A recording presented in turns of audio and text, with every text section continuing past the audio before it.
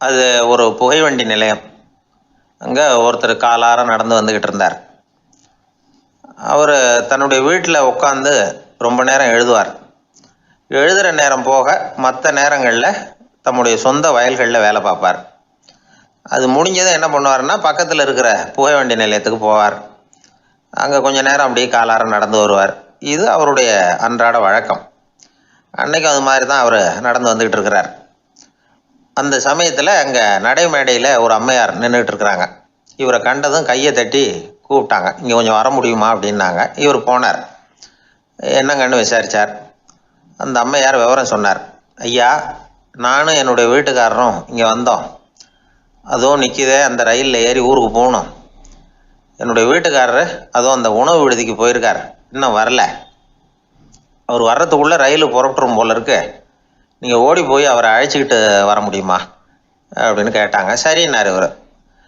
உடனே அந்த அம்மா தன்னுடைய கணவர் எப்படி இருப்பார் அப்படிங்கிற அடையாளங்களை கொஞ்சம் சொல்லி அனுப்புனாங்க. போய் தேடிட்டு இருக்க வேண்டாமேங்கிறதுக்காக. பார்க்குறதுக்கு இப்படி இருப்பார், இந்த மாதிரி ஆடை அணிஞ்சிருப்பார் அப்படின்னு விவரமாக சொன்னாங்க. அதை இவர் கவனமாக கேட்டுக்கிட்டார். நீங்கள் போய் அழைச்சிட்டு வாங்க, வந்த உடனே உங்களுக்கு உண்டான கூலியையும் கையோடு கொடுத்து விட்றேன் அப்படின்னாங்க அந்த அம்மா. இவர் போனார். அந்த அம்மா சொன்ன அடையாளங்களை வச்சு அவர் வீட்டுக்காரரை கையோடு கூட்டிகிட்டு வந்துட்டார். கொண்டுட்டு வந்து அந்த அம்மா கிட்ட ஒப்படைச்சார். உடனே அவரும் ஏற்கனவே சொன்ன பிரகாரம் அவருக்கான கூலி பணத்தையும் கொடுத்தாங்க. அவரும் எதுவும் மறுப்பு சொல்லாமல் அதை வாங்கிக்கிட்டார். வாங்கிக்கிட்டு திரும்பினார். அந்த சமயத்தில் எதிரில் வந்த ஒருத்தர் அவர் அடையாளம் கண்டுபிடிச்சிக்கிட்டார். அவங்க ரெண்டு பேரும் பேசிக்கிறது இவங்க காதில் விழுந்தது. அப்போ தான் இவங்களுக்கு அது புரிஞ்சுது. இவங்கக்கிட்ட கூலி வாங்கினவர் யாருன்னா, அவர் தான் பேரறிஞர் லியோ டால்ஸ்டாய் அப்படிங்கிறது புரிஞ்சுது அவங்க ரெண்டு பேரும் பேசிக்கிறத வச்சு. ரஷ்ய நாட்டின் மிகப்பெரிய ஞானி லியோ டால்ஸ்டாய், சோவியத் நாட்டின் ஈடு இணையற்ற இலக்கிய மேதை. இது தெரிஞ்ச உடனே அந்த அம்மா அவர்கிட்ட ஓடினாங்க. ஐயா, உங்களுக்காக நான் கூலி கொடுத்தேன், நான் பெரிய தவறு பண்ணிவிட்டேன் அப்படின்னு சொல்லி வருத்தப்பட்டாங்க. பரவாயில்ல, ஆனால் நீங்கள் எனக்கு கொடுத்த கூலி பணத்தை நான் திருப்பி கொடுக்க மாட்டேன். ஏன் தெரியுமா, அது நான் உழைச்சி பெற்ற தொகை அப்படின்னார். யாருக்குமே அதிக மகிழ்ச்சியை தரக்கூடிய பணம் எதுன்னு கேட்டால் அது அவங்க உழைப்புக்கு ஊதியமாக கிடைக்கிற பணம் தான். நம்ம ஆட்கள் சில பேருக்கு உழைக்காமல் கிடைக்கிற தீய வழியில் வருகிற பணம் கூட மகிழ்ச்சியை கொடுக்கும். ஒரு பெரிய தொழிற்சாலை, அதோட முதலாளி கடுமையான ஒரு கட்டுப்பாடு விதிச்சிருந்தார். அது என்ன கட்டுப்பாடுன்னா, இந்த தொழிற்சாலைக்கு உள்ள யாரும் சிகரெட்டு பிடிக்கக்கூடாது அப்படிங்கிறது தான். ஒரு நாள் இந்த முதலாளி தன்னுடைய தொழிற்சாலையை சுற்றி பார்த்துக்கிட்டு வரார். அப்போது ஒரு இளைஞன் உள்ள சிகரெட்டு பிடிச்சிக்கிட்டு இருந்தான். அதை பார்த்து விடுறார். அவ்வளவுதான், அவருக்கு கோபம் வந்துட்டுது. உடனே உதவியாளரை கூப்பிட்டார். அதோ பாரு, அந்த சிகரெட்டு பிடிச்சிக்கிட்டு இருக்கிறானே, அவன் கணக்கை முடித்து வெளியில் அனுப்பி வச்சிரு அப்படின்னு உத்தரவு போட்டார். அது பிரகாரம் உடனே அவனை அழைச்சிட்டு போய் கணக்கு பார்த்து சம்பள பாக்கி அப்புறம் உதவித்தொகை எல்லாத்தையும் மொத்தமாக கையில் கொடுத்து வெளியில் அனுப்பி வச்சுட்டாங்க. அவன் பணத்தோடு வெளியில் வந்தான். ஏதோ யோசனை பண்ணபடியே நின்றுக்கிட்டு இருந்தான். அவன், என்னப்பா யோசிக்கிற அப்படின்னாரு எதிரில் வந்தவர். இவன் சொன்னான், ஒன்றும் இல்லை, என்னோட நண்பன் ஒருத்தனை பார்க்கறதுக்காக உள்ளே போனேன். பேர் என்னன்னு கேட்டுவிட்டு ஒரு 50,000 ரூபா பணத்தையும் கொடுத்து வெளியில் அனுப்பி வச்சுட்டாங்க. அதுதான் ஏன்னு புரியல, யோசனை பண்ணிகிட்டு இருக்கிறேன் அப்படின்னு நானா இவன். அதனால் நாம் உழைச்சி சம்பாதிக்கிற பணம் தான் உயர்வு, சும்மா வர்ற பணம்லாம் மகிழ்ச்சியை தராது அப்படிங்கிறத புரிஞ்சுக்கணும். அப்பேற்பட்ட ஞானி ரஷ்ய மேதை அவர் பாருங்கள், அந்த பணத்தை வாங்கின பணத்தை திருப்பி கொடுக்க மாட்டேன்னு விட்டார். ஏன்னா அது உழைத்து பெற்ற தொகை, அதை நான் கொடுக்க மாட்டேன்னார். அதனால் நமக்கு செல்வம் சேர்க்கறது பெருசு இல்லை, அந்த சேருகிற செல்வம் நமக்கு மகிழ்ச்சியை கொடுக்கணும். அதுக்கு என்ன வழின்னா, நாம் உழைத்து சம்பாதிக்கணும் அப்படிங்கிறத அதிலிருந்து புரிஞ்சிக்க வேண்டியது ரொம்ப அவசியம். அதனால் உழைப்போம் உயர்வோம், இதுதான் வெற்றியின் ரகசியம்.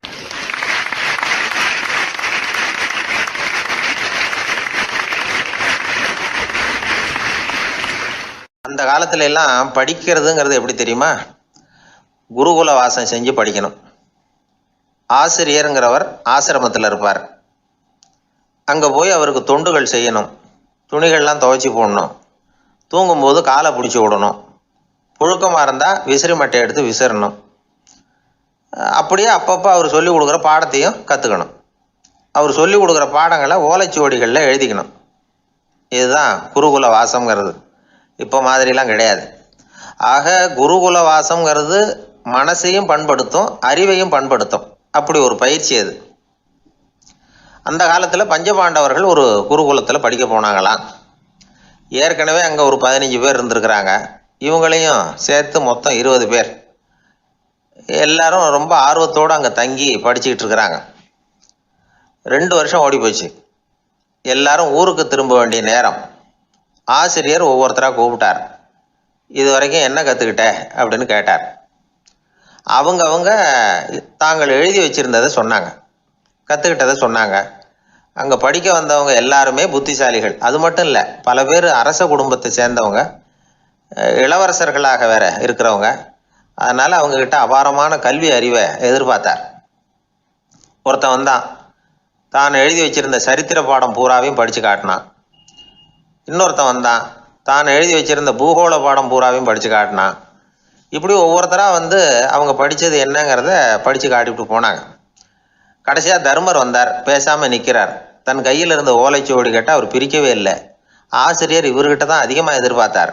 ஆனால் இவரும் பேசாமல் நின்றுட்டு இருக்கிறார். நீ என்ன கற்றுக்கிட்ட சொல்லு, ஓலைச்சுவடியை பிரித்து படினார் அந்த முனிவர். தர்மர் அசையவே இல்லை. மெதுவாக சொன்னார், ஐயா, நான் கற்றுக்கிட்டது ஒன்றே ஒன்று தான். அதுதான் வாழ்க்கையில் எனக்கு ரொம்ப முக்கியமான பாடமாக அமையும் அப்படின்னார். என்னது, என்கிட்ட 2 வருஷ காலமாக படித்து விட்டு கடைசியில் கற்றுக்கிட்டது ஒன்றே ஒன்று தானா அப்படின்னார் முனிவர். அவருக்கு ஒன்றும் புரியல. மற்ற மாணவர்களை விட இவர் பண்புகளில் உயர்ந்தவர், அறிவில் சிறந்தவர், வயசில் முதிர்ந்தவர். இவரே இப்படி சொன்னால் மற்றவங்க நிலைமை என்னத்துக்கு ஆறுது? அவங்க ரொம்பவும் கெட்டு போயிடுவாங்களே அப்படின்னு அவர் யோசனை பண்ணார். தர்மா, நல்லா யோசனை பண்ணி பதில் சொல்லு. 2 வருஷமாக நீ வந்து கற்றுக்கிட்டது என்ன அப்படின்னு தானே நான் கேட்குறேன். அதை கொஞ்சம் யோசனை பண்ணி சொல்லுன்னார் முனிவர் கொஞ்சம் கோபமாக. தர்மர் முகத்தில் எந்த மாறுதலுமே இல்லை. இல்லையா, 2 வருஷமாக நான் கற்றுக்கிட்ட முக்கியமான பாடம் ஒன்றே ஒன்று தான்னார். இப்போ அந்த முனிவருக்கு கோபம் அதிகமாக வந்துடுது. ஏன்பா, உனக்கு வெக்கமா இல்லையா? உன்னை விட வயசில் குறைஞ்சவங்க எவ்வளவு பாடம் கற்றுக்கிட்டு இருக்கிறாங்க, எவ்வளவு விரிவாக அவங்க படித்து காட்டினாங்க. நீயும் கூட நிறைய குறித்து வச்சிருக்கிற போல இருக்கு, அதை ஏன் பிரித்து படிக்கக்கூடாது அப்படின்னார். ஐயா, நான் சொல்கிறது உங்களுக்கு ஏமாற்றமாக இருந்தால் என்னை மன்னிக்கணும். நான் ரொம்ப முக்கியமாக கற்றுக்கிட்டு இருக்கிறது ஒன்றே ஒன்று தான், மற்ற எதையும் சொல்கிறதுக்கு விரும்பலைன்னார். மாணவர்கள்லாம் சிரிச்சுட்டாங்க. முனிவருக்கு கோபம் அளவுக்கு மீறி வந்துட்டு ஓங்கி அரைஞ்சி விட்டார் தர்மரை அவர் கன்னத்தில். தர்மர் கண்ணை செவந்து போட்டுது, கண்கள் கலங்கி போச்சு. ஆனாலும் அவர் அமைதியை இழக்கலை, தலை குனிஞ்சு நிற்கிறார். இவருடைய புடிவாதம் முனிவருக்கு இன்னும் ஆத்திரத்தை உண்டாக்கி விட்டது. இன்னொரு கண்ணத்திலே அரைஞ்சார். எல்லாரும் பயந்து போய் அமைதியாக நின்றுட்டு இருக்கிறாங்க. முனிவர் கத்துறார், அப்படி நீ கற்றுக்கிட்ட அந்த முக்கியமான பாடம் தான் என்ன, அதையாவது சொல்லு அப்படின்னார். ஐயா, அதை மட்டும் ஒரு ஓலைச்சுவடியில் தனியாக குறித்து வச்சிருக்கிறேன், இந்தாங்க, இதை நீங்களே படித்து பாருங்கன்னார். தர்மர் ஓலைச்சுவடியை நீட்டினார். முனிவர் அதை வாங்கி பிரித்தார், சத்தம் போட்டு படித்தார். என்ன எழுதியிருக்காருன்னா, எப்படிப்பட்ட சோதனை ஏற்பட்டாலும் நிதானம் இழந்து கோபத்துக்கு ஆளாகக்கூடாது அப்படின்னு. இதுதான் அந்த ஓலைச்சுவடியில் அவர் எழுதி வச்சிருந்தது. அந்த ஒரு கணத்திலேயே முனிவரும் எல்லா மாணவர்களும் தர்மரை புரிஞ்சுக்கிட்டாங்களாம். அவர் கற்றுக்கிட்டது ஏட்டு சுரக்காய் இல்லை, வாழ்க்கையில் பயன்படக்கூடிய முக்கியமான அனுபவ பாடம். முனிவர் கண்களில் கண்ணீர். தர்மரை அன்போடு கட்டி தழுவிக்கிட்டார். அப்புறம் சொன்னார், தர்மா, என்னை மன்னிச்சிரு, நீ மாணவன் இல்லை, ஆசிரியன். நான் இது வரைக்கும் தெரிஞ்சிக்காத அனுபவ பாடத்தை நீ இப்போ எனக்கு கற்றுக் கொடுத்துட்ட அப்படின்னு சொன்னாராம். அதனால் நிதானம் தவறக்கூடாதுங்கிறது ரொம்ப முக்கியமான ஒரு செய்தி. ஒரு ஆசிரியர் மாணவனை ஒரு கன்னத்தில் ஓங்கி அரைஞ்சுட்டார். இவன் நிதானம் தவறல, அமைதியாக நின்றுக்கிட்டு இருந்தான். அவர் ஒரு தடவை அரைஞ்சதும் எப்படி உன்னால் நிதானம் தவறாமல் இருக்க முடிஞ்சுது அப்படின்னு கேட்டாங்க நண்பர்கள். அவன் சொன்னான், நான் நிதானம் தவறி இருந்தா எங்கள் வாத்தியார் இன்னொரு கன்னத்துலேயும் அரைஞ்சிருப்பார், அது அதை விட பலமாக இருக்கும், அதனால தான் நான் அப்படி இருந்தேன் அப்படின்னு நானா.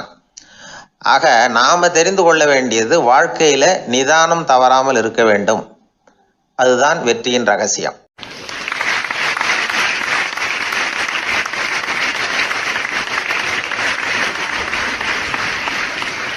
ஒரு ஆள் அசையாமல் கிடக்கிறார். அவர் இருக்காரா போயிட்டாராங்கிறத எப்படி முடிவு பண்ணுறோம்?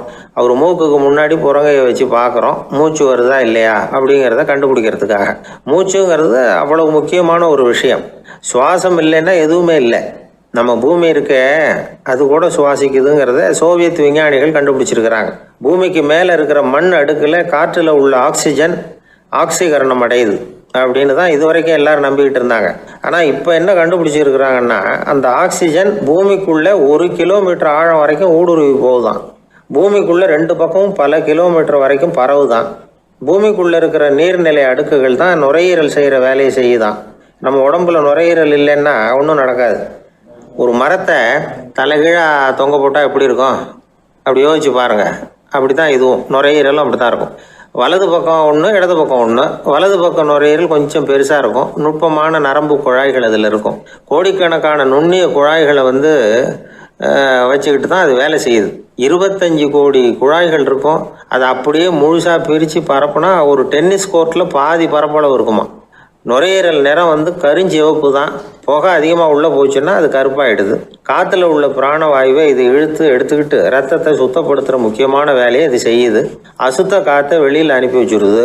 ஒருத்தர் வேகமாக ஓடி வர்றார், அவருக்கு மூச்சு இறைக்கும். பயங்கரமாக எதையாவது பார்த்து விடுறார், உடனே மூர்ச்சி ஆகிடுவார். இது மாதிரி சமயங்களில் வேறு எந்த தூண்டுதலும் இல்லாமல் நுரையீரல் தானாகவே இயங்கும். இப்படி ஒரு அவசியம் ஏற்படுறப்போ இயக்கத்தை தூண்டி விடுற முக்கியமான இணைப்பு மூளைக்கு கீழே முதுகு எலும்புக்கு மேற்பகுதியில் இருக்குது. அது உடனே சுவாசத்துக்கு அவசர உதவியை கொடுக்குது. இப்போ ஒருத்தர் பேசாமல் உட்காந்துருக்கார். இந்த சமயத்தில் அவருக்கு 1 பங்கு காற்று தேவைப்படுதுன்னு வச்சுக்கோங்க. அவர் எழுந்திரிச்சு நடக்கும் பொழுது 1.5 மடங்கு தேவைப்படும். ஓடினார்னா 3 மடங்கு தேவைப்படும். படுத்துருக்கிறப்ப 1/2 மடங்கு தான் தேவைப்படும். இதுக்கு நிமிஷத்துக்கு 16 தடவை மூச்சு விட்டாகணும். இப்படி சாதாரணமாக உள்ளே இழுக்கிற காற்று கொஞ்சம்தான் இருந்தாலும் இது மாதிரி 8 மடங்கு காற்றை உள்ளே இழுத்து வச்சுக்கிற சாமர்த்தியம் நுரையீரலுக்கு இருக்குதான். தண்ணி, நுண்கிருமிகள், ரசாயன பொருள் இப்படி எது உள்ளே போனாலும் நுரையீரல் சமாளிச்சுக்கும். 30 வருஷமாக விடாத புகை பிடிக்கிறவர் தொடர்ந்து உள்ளே அனுப்பி வைக்கிற புகையை கூட சமாளிக்குதுன்னா பார்த்துங்களேன். உள்ளே போகிற புகை நுட்பமான சுவாச முடிச்சுகளை அழிச்சு விடுது. கறி புகை அது மேலே படிஞ்சு உபயோகம் இல்லாமல் பண்ணிவிடுது. ஆனாலும் தேவைக்கு அதிகமாக 8 மடங்கு கூடுதலாக சுவாச முடிச்சுகள் நம்ம உடம்புக்குள்ளே இருக்கிறதுனால சமாளிக்க முடியுது. சமாளிக்க முடியலன்னா சில சமயம் மூச்சு திணறும். அதை ஒரு எச்சரிக்கையாக எடுத்துக்கிட்டு புகை பிடிக்கிற பழக்கத்தை விட்டுடணும். அதுதான் நல்லது. ஆனால் அப்படி யார் விடுறது? இணை பிரியாத 2 நண்பர்கள் இருந்தாங்களாம். 2 பேரும் விடாமல் சிகரெட்டு குடிக்கிறவங்க. அதில் ஒருத்தன் செத்து போட்டான். இன்னொருத்தன் அதுக்கப்புறம் 2 சிகரெட்டாக குடிக்க ஆரம்பித்தானா. ஏன் இப்படி பண்ணுறேன்னு கேட்டிருக்காங்க. நான் 1 சிகரெட்டு தான் குடிக்கிறேன். செத்து போன என்னுடைய ஃப்ரெண்டு இருக்கானே, செத்து போனவன், அவனுக்காக இன்னொரு சிகரெட்டு குடிக்கிறேன் அப்படின்னு நானா. இது ரொம்ப ஆபத்து, விட்டுடு அப்படின்னு சொல்லியிருக்காங்க. சரின்னு ஒத்துக்கிட்டான். ஆனால் அதுக்கப்புறமும் 1 சிகரெட் விதமாக குடிச்சிக்கிட்டே இருந்தான். சிகரெட்டு பழக்கத்தை நீ இன்னும் விடலையான்னு கேட்டாங்களாம். அந்த பழக்கத்தை நான் எப்போவோ விட்டுட்டேன். இப்போ நான் குடிக்கிறது என் ஃப்ரெண்டுக்காக அப்படின்னு நானா. இவங்கெல்லாம் எப்படி திருந்துறது?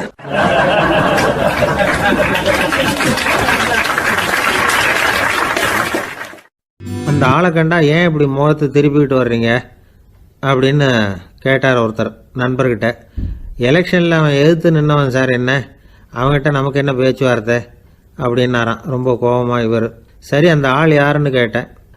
என் கூட பிறந்த தம்பி தான் சார் அப்படின்னார் அந்த கோபம் குறையாமல். அதாவது நம்ம ஊர் நிலவரம் இப்படி. அதாவது அண்ணனும் தம்பியும் எதிர்த்து நிற்பாங்க தேர்தலில். ஒருத்தர் கண்டா பேசிக்கிறது இல்லை. ஆனால் இங்கிலாந்தில் எப்படி தெரியுமா? அங்கே ஒரே மேடையில் போட்டி போடுற 2 வேட்பாளர்களும் பேசுவாங்களாம், பட்டிமன்றம் மாதிரி. ஒருத்தர் முதல்ல எழுந்திருப்பார், நான் இந்த தேர்தலில் வெற்றி பெற்றால் என்னென்ன செய்வேன் அப்படின்னு சொல்லிவிட்டு உட்காருவார். அதுக்கப்புறம் அடுத்தவர் எழுந்திருப்பார், அவர் சொல்லுவார், நான் வெற்றி பெற்றால் இந்த மக்களுக்கு என்னென்ன செய்வேன், இந்த நாட்டுக்கு என்னென்ன செய்வேன் அப்படிங்கிறத சொல்லிவிட்டு உட்காருவார். 2 பேரும் ஒரே மேடையில் பேசுவாங்க. மக்கள் 2 பேர் பேச்சையும் கேட்டுக்கிட்டு ஒரு முடிவுக்கு வருவாங்க. இதுதான் அங்கே உள்ள பழக்கம். இங்கே அப்படி இல்லை. இங்கே ஒருத்தர் பார்த்தா முகத்தை திருப்பிக்கிறது. ஒரு தடவை இது மாதிரி ஒரு கூட்டம் நடந்துகிட்டு இருக்கு அங்கே வெளிநாட்டில் தான். நேரத்துக்கு சரியாக ஒரு வேட்பாளர் சேரல. இது இங்கிலாந்தில் நடந்த நிகழ்ச்சி. அப்புறம் என்னாச்சுன்னா, ஒருத்தர் வந்துட்டார், இன்னொருத்தர் சேரல. அப்புறம் உடனே அந்த ஒருத்தர் வந்தவர் பேச ஆரம்பிச்சிட்டார். அதாவது அந்த இன்னொருத்தர் சார்பாகவே பேசிட்டாராம். அதாவது அவர் வரல, நான் அவர் சார்பாக நான் பேசிடுறேன். அதாவது அவர் ஜெயிச்சுட்டா அவர் என்னென்ன செய்வார் இந்த நாட்டுக்கு அப்படின்னு சொல்லி அவர் பக்கத்தில் உள்ள நியாயத்தை எடுத்து இவரே சொல்லிட்டாராம். இப்படிலாம் அங்கே நடந்துதான். இது எப்பேற்பட்ட தேர்தல் பண்பாடு பாருங்க. அதனால் இன்னொரு விஷயம், இப்போ இங்கிலாந்துலாம் ஓட்டு கேட்குறப்ப வெற்றியா தோல்வியாங்கிறத ஓரளவுக்கு யூகிச்சு விடலாமா. இப்போ ஒரு வேட்பாளர் ஒரு வீட்டுக்கு முன்னாடி போய் நின்று எனக்கு ஓட்டு போடுங்கன்னு கேட்குறாருன்னு வச்சுங்களேன், அதுக்கு என்ன பார்த்து செய்கிறோம், போயிட்டு வாங்க அப்படின்னு சில வீடுகளில் வாசலில் நின்னே சொல்லி அனுப்பிச்சிருவாங்களாம். வேறு சில வீடுகளில் எப்படின்னா வேட்பாளரை வீட்டுக்குள்ளே கூப்பிட்டு காபி சாப்பிட சொல்லி உபசரித்து அதுக்கப்புறம் அனுப்பி வைக்கிறது வழக்கமாக. இதில் எந்த வீட்டு ஓட்டு நிச்சயம் தெரியுமா? வாசலில் நின்னே வழி அனுப்பி வச்சுட்றாங்க பாருங்கள், அவங்க ஓட்டு நிச்சயம். உள்ளே கூப்பிட்டு காப்பி கொடுத்து அனுப்புகிறாங்க பாருங்கள், அவங்க ஓட்டு நிச்சயம் இல்லையா? சரி, அப்புறம் ஏன் அந்த உபசரிப்பு அப்படின்னு கேட்டால் அதுக்கு ஒரு காரணத்தை சொல்கிறாங்க. அதாவது அது ஒரு அனுதாபத்தை தெரிவிக்கிற முறையா. ஐயோ பாவம், நாம் இவருக்கு ஓட்டு தான் போட போகிறதில்ல, இதையாவது செய்வோம், காப்பியாவது சாப்பிட்டு போகட்டும் அப்படிங்கிற எண்ணமா. இப்படி அந்த ஊர் பழக்கம். ஆக அந்த ஊரில் நிறைய காப்பி சாப்பிட்ணும்னு ஒருத்தர் ஆசைப்பட்டால் தேர்தலில் தோற்று போகிறதுக்கு தயாராக இருக்கணும். ஒரு சமயம் ஒரு ஊரில் தேர்தல் நடந்துதான். ஒரு தொகுதியில் நின்று தோற்று போன ஒருத்தர் கையில் ஒரு துப்பாக்கியோட ஊருக்குள்ளே சுற்றிக்கிட்டு இருந்தாராம். ஒரு போலீஸ்காரர் அவரை பார்த்துட்டு சந்தேகப்பட்டிருக்கார். அதனால் அவரை தடுத்து நிறுத்தி என்ன இது துப்பாக்கியோட சுற்றுறீங்களேன்னு விசாரிச்சிருக்கார். இதுக்கு அவர் சொன்னாராம், சார் இந்த தொகுதியில் மொத்தம் 1,00,000 வாக்காளர்கள், அதில் எனக்கு 10,000 பேர் மட்டும்தான் எனக்கு ஓட்டு போட்டிருக்கிறாங்க. அப்படின்னா எனக்கு வேண்டாதவங்க இந்த தொகுதியில் 90,000 பேர் இருக்கிறாங்கன்னு அர்த்தம். இப்படி ஒரு சூழ்நிலையில் நான் என்னுடைய பாதுகாப்புக்கு ஆயுதம் இல்லாமல் நடமாடலாமா அப்படின்னு கேட்டாராம். எவ்வளவு எச்சரிக்கை பாருங்க. நம்ம ஊரில் சில பேர் ஓட்டு கேட்குற விதமே தனி. ஒருத்தர் ரொம்ப சாமர்த்தியமாக ஓட்டு கேட்பாராம். அவர் எப்படின்னா, ஒரு வீட்டுக்கு போகிறாருன்னு வச்சுங்களேன், அந்த நேரம் அந்த வீட்டுக்காரரு என்ன செஞ்சுக்கிட்டு இருக்கிறாரோ அதே வேலையை இவரும் கொஞ்ச நேரம் செய்வாராம், அவருக்கு ஒத்தாசையா. அதுக்கப்புறம் மெதுவாக பேச்சு கொடுப்பார், ஓட்டு கேட்பார், இது மாதிரி எலெக்ஷனில் நிற்கிறேன் கவனிக்கணும்னு. அது மாதிரி ஒரு தடவை அவர் போனப்போ அங்கே அவர் என்ன பண்ணிகிட்டு இருக்காரு, வீட்டுக்கு பின்னாடி மாட்டு கொட்டையில் பால் கறந்துக்கிட்டு இருக்கார் ஒரு பசுமாட்டுக்கிட்ட. அந்த வீட்டில் இவர் ஓட்டு கேட்க போனவர் இவர் ஓடி போய் இன்னொரு சொம்பை எடுத்துக்கிட்டு அதே மாட்டுக்கு இன்னொரு பக்கம் போய் உட்காந்துக்கிட்டு இவரும் பால் கறக்க ஆரம்பிச்சிட்டார். எதிராக உட்காந்துட்டு இருக்காரு இவர் இந்த பக்கம் உட்காந்துருக்கார். கீழே கொஞ்சம் குனிஞ்சு பார்த்தா ஒருத்தர் முகத்தை ஒருத்தர் பார்க்கலாம். கொஞ்ச நேரம் ஆனதுக்கப்புறம் இவர் மெதுவாக அவர்கிட்ட பேச்சு கொடுத்தாராம். இது மாதிரி நான் எலெக்ஷனில் நிற்கிறேன், நீங்கள் ஓட்டு போடணும், அதுக்காக தான் வந்தேன்னாராம். அது முடியாதுங்களேன்னாராம் அவர். ஏன்னு கேட்டிருக்கார். நான் இந்த வீட்டுக்காரன் இல்லை, நானும் உன்ன மாதிரி ஓட்டு கேட்க வந்தவன் தான் அப்படின்னாராம் அவர்.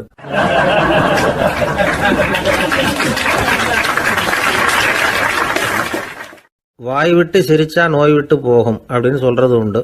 அது என்ன வெறும் அலங்காரத்துக்காக சொன்ன வார்த்தையா, இல்லை அர்த்தத்தோடு சொன்ன வார்த்தையா அப்படின்னு யோசிச்சா அதில் நிஜமாவே அர்த்தம் இருக்குதுன்னு தான் தெரியுது. ஆதாரபூர்வமாக அதுக்கு சில நிரூபணங்களும் இருக்குது. நார்மன் கசின்ஸ் அப்படின்னு ஒருத்தர் இருந்தார். அவர் ஒரு அமெரிக்க பத்திரிகை ஆசிரியர். அவருக்கு ஏதோ ஒரு விதமான அழற்சி நோய், இன்ஃப்ளமேஷன் டிசீஸ். அது டாக்டர்கள்லாம் அதுக்கு என்ன விதமான வைத்தியமும் கிடையாது அப்படின்னு சொல்லி பல இதெல்லாம் பார்த்துட்டு கடைசியாக சொல்லிவிட்டாங்க, அதுக்கு வைத்தியமே இல்லைன்ட்டாங்க. டாக்டர்கள் தான் சொல்லிவிட்டாங்களே, அதனால் இது இப்படியே இருந்துட்டு போகட்டும் அப்படின்னு விட்டுற வேண்டியது தானே. ஆனால் அவர் அப்படி நினைக்கல. உடனே அவர் என்ன பண்ணார்னா, ஆஸ்பத்திரி ரூமை காலி பண்ணார். ஹோட்டலில் போய் ஒரு ரூம் எடுத்துக்கிட்டார். அங்கே போனார். தினமும் அவருக்கு பிடிச்ச தமாஷான படங்களை எல்லாம் டிவியில் போட்டு பார்த்துக்கிட்டு இருந்தார். சிரிப்பு வரக்கூடிய புத்தகங்களை எல்லாம் படித்தார்.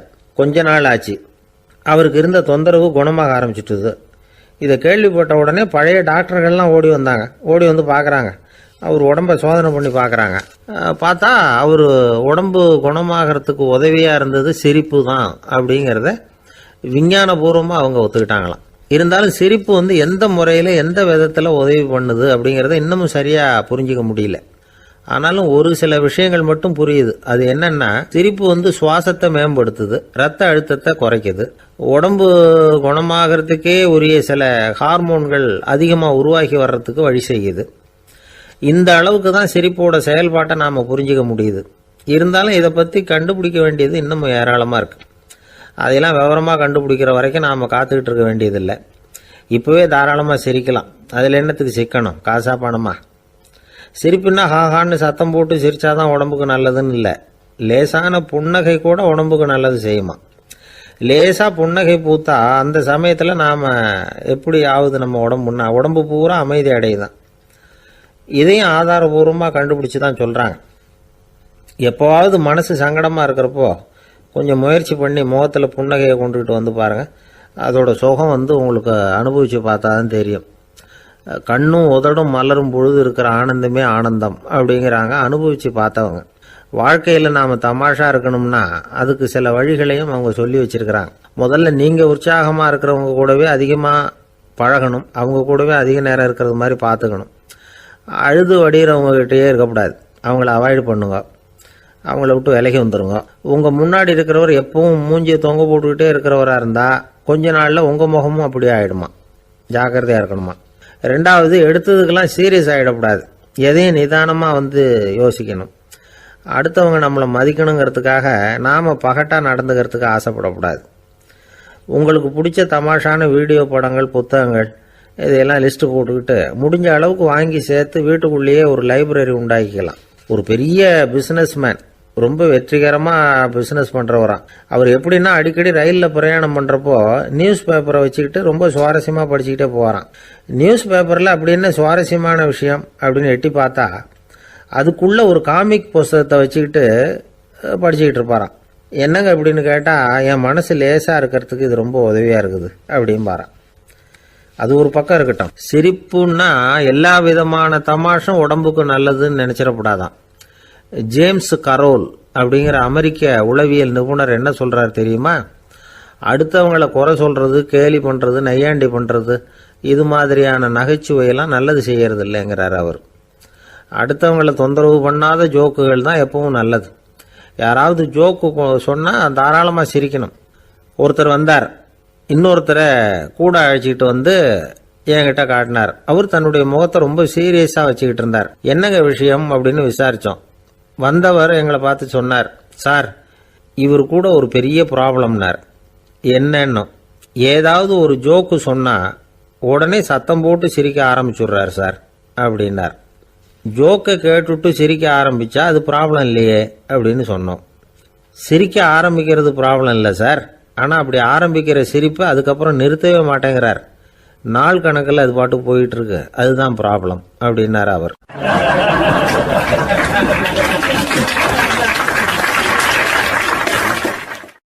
ஒரே ஒரு ஊரில் ஒரு ராஜா இருந்தாராம். அவர் நிறைய சம்பாதிக்கணும்னு திட்டம் போட்டார். தனக்காக சம்பாதிக்கணும்னு நினைக்கல, தன்னுடைய நாட்டுக்காக சம்பாதிக்கணும் அப்படின்னு நினைச்சார். அரசாங்க கருவூலத்தில் கையிருப்பு குறைச்சலாக இருந்தது. மக்கள்கிட்ட வரி விதிச்சாகணும், வேற வழி இல்லை. ஆனாலும் அந்த ராஜா மக்கள் கஷ்டப்படக்கூடாது அப்படின்னு நினைக்கிறவர். மக்கள் வரியையும் கட்டணும், அதே நேரத்தில் அவங்க சிரமப்படவும் கூடாது. இதுக்கு தகுந்த மாதிரி ஒரு திட்டம் போட்டார். அது பிரகாரம் என்ன பண்ணார்னா, அந்த நாட்டில் ஒரு 3 பெரிய குளங்களை தோண்டினார். அது நிறைய தண்ணீரை நிரப்புனார். அதுக்கப்புறம் எங்கேயோ தேடி பிடிச்சி 3 விதமான மீன்களை கொண்டுகிட்டு வந்தார். அந்த 3 குளங்கள்லையும் விட்டார். அதை ஒவ்வொரு குளத்துலேயும் ஒவ்வொரு விதமான மீன்கள். அந்த மீன்களுக்கு அபூர்வமான ஒரு சக்தி உண்டு. அது எப்படின்னா, அந்த குளத்தில் குளிக்க வர்றவங்களுக்கு அந்த மீன்கள் கடிக்கும் பொழுது வலி ஏற்படுறதில்ல. அதுக்கு பதிலாக மகிழ்ச்சி நிறைந்த ஒரு இனிமையான உணர்வை அவங்க அனுபவிச்சாங்க. அது எப்படின்னா, இந்த முதல் குளத்தில் இருந்த மீன்களால் கடிக்கப்படும் பொழுது ஒரு விதமான இன்ப மயக்கத்தில் திளைச்சிருக்கிறது மாதிரி உணர்வு. இந்த 2வது குளம் இருக்க, அதில் இருக்கிற மீன் கடிச்சதுன்னு வைங்க, மக்களுக்கு எப்படி இருக்கும்னா, கால்களே தரையில் படாமல் அப்படியே ஆகாயத்தில் மிதக்கிறது மாதிரி ஒரு உணர்வு, அதை அனுபவிக்கிறாங்க. 3வது குளத்தில் இருக்கிற மீன் கடிச்சதுன்னா அவங்கெல்லாம் அப்படியே கோடீஸ்வரராக மாறிட்டதாக ஒரு உணர்வு, அதை அவங்களால அனுபவிக்க முடியுது. இப்படி ஒரு அபூர்வமான மீன் அது, அந்த 3 வகை. இப்படி இருந்தால் மக்கள் அந்த குளங்களில் குளிக்கிறதுக்கு ஆசைப்படாமல் இருப்பாங்களா? அதனால் கூட்டம் கூட்டமாக அலமோத ஆரம்பிச்சிட்டாங்க. ஒவ்வொரு குளத்தின் கரையிலேயும் கியூ வரிசையில் நிற்க ஆரம்பிச்சிட்டாங்க. அந்த நாட்டு மன்னர் என்ன பண்ணார்னா, ஒவ்வொரு குளத்தங்கரையிலையும் ஒரு ராஜாங்க அதிகாரியை உட்கார வச்சார். டிக்கெட்டை அடித்து கொடுத்தார். குளிக்க வர்றவங்க கிட்ட ஒரு குறிப்பிட்ட தொகையை கட்டணமாக வசூலிக்க ஆரம்பித்தார். அவ்வளவுதான், அரசாங்க கருவூலம் நிரம்ப ஆரம்பிச்சுட்டுது. ராஜாங்கத்துக்கு தேவையான பணம் கிடைச்சிட்டுது. இது ஒரு கதை. இதை பற்றி என்ன நினைக்கிறீங்க? அதாவது மக்களுக்கு சுமை தெரியாமலே வரி வசூல் பண்ணுறது நல்லது தானே அப்படின்னு நினைப்பீங்க. ஆனால் இன்றைக்கும் உலகத்தில் பல அரசாங்கங்கள் இதே மாதிரி 3 குளங்களை வெட்டி வச்சிருக்குது. மக்களும் அதில் குளிச்சுக்கிட்டு தான் இருக்கிறாங்க. அது எப்படிங்கிறீங்களா? அந்த முதல் குளம் தான் சினிமா தியேட்டர். அதில் குளிக்கிறவங்க தான் ஒரு விதமான இன்ப மயக்கத்தில் திளைச்சிருக்கிறது மாதிரியான உணர்வை அனுபவிக்கிறவங்க. 2வது குளம் தான் சாராய கடை. இந்த குளத்தில் குளிக்கிறவங்க தான் கால்களே தரையில் படாமல் ஆகாயத்தில் மிதக்கிறது மாதிரி உணர்வை அனுபவிக்கிறவங்க. 3வது குளம் லாட்ரி டிக்கெட். இதில் குளிக்கிறவங்க தாங்கள் அப்படியே கோடீஸ்வரர்களாக மாறினது மாதிரி ஒரு உணர்வு, அதை அனுபவிக்கிறவங்க. இன்றைக்கி பல நாடுகள் இந்த குளங்களை பயன்படுத்திக்கிட்டு தான் வராங்க. ஒரு பூவில் வண்டு உட்காருது, அதில் இருக்கிற தேனை வண்டு எடுக்குது. இந்த சமயத்தில் அந்த பூவுக்கு வலிக்குமா? அதுக்கு வலிக்கிறது இல்லை. அந்த பூவோட மலர்ச்சியும் வளர்ச்சியும் குன்றி போகிறதும் கிடையாது. ஒரு ராஜா மக்கள்கிட்ட வரி வசூல் பண்ணும் பொழுது மக்களுக்கு சிரமமும் தெரியக்கூடாது, அதே நேரத்தை அதனால் அவங்க வாழ்க்கையும் கெட்டு போயிடக்கூடாது. அது மாதிரி வரி வசூல் பண்ணணுமா. இது காளிதாசனின் ரகுவம்சத்தில் காணப்படுகிற ஒரு கருத்து. ஒரு சின்ன குழந்தை தவறுதலாக ஒரு 25 காசு நாணயத்தை மூழ்கி விட்டுது. காசு வயத்துக்குள்ளே போயிட்டுது. அந்த குழந்தையோட தாய் உடனே குழந்தைய தூக்கிட்டு ஆஸ்பத்திரிக்கு புறப்பட்டாங்க. அப்போ அந்த பக்கமாக ஒருத்தர் வந்தார் தெருவில். என்ன விவரம்னு கேட்டார். இவங்க சொன்னாங்க, குழந்தை காசை முழுகிட்டுது, அதுதான் அவசரமாக ஆஸ்பத்திரிக்கு தூக்கிட்டு ஓடுறேன் அப்படின்னாங்க. அவர் சொன்னார், கவலைப்படாதம்மா, உடனே இப்படி கொடுங்க குழந்தைய அப்படின்னு கையில் வாங்கினார்.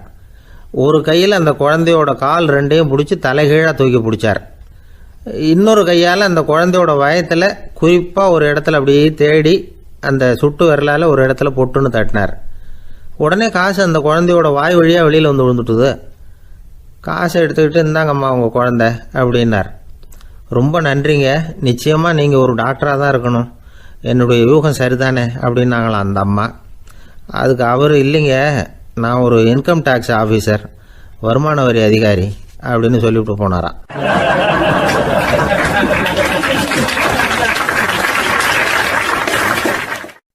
ஒரு ஊரில் ஒரு மன்னர் இருந்தார்.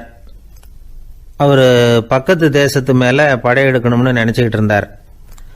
அதையும் தன்னுடைய நாட்டோட சேர்த்துக்கணுங்கிற ஆசை. எப்போ படையெடுக்கலாம்னு யோசிச்சுக்கிட்டு இருந்தார். இப்படி யோசிச்சுக்கிட்டு இருந்த சமயத்தில் ஒரு பெரியவர் அவரை தேடிட்டு வந்தார். அவர் அடிக்கடி வருவார், அவர்கிட்ட பேசிக்கிட்டு இருப்பார். இப்போவும் அப்படி தான் வந்தார். என்ன மன்னா யோசனைன்னாரு. இவர் தன்னுடைய யோசனையை சொன்னார். இந்த சமயத்தில் மன்னருக்கு தாகம் எடுத்தது, தண்ணி குடிக்கணும் போல இருந்தது. உடனே அங்கே இருந்த ஒரு அரண்மனை பணியாளரை கூப்பிட்டார். போய் கொஞ்சம் தண்ணி கொண்டு வாப்பா அப்படின்னார். அந்த பணியாளர் போனார், ஒரு கோலையில் தண்ணி கொண்டு வந்தார். ராஜா கிட்ட நீட்டினார்.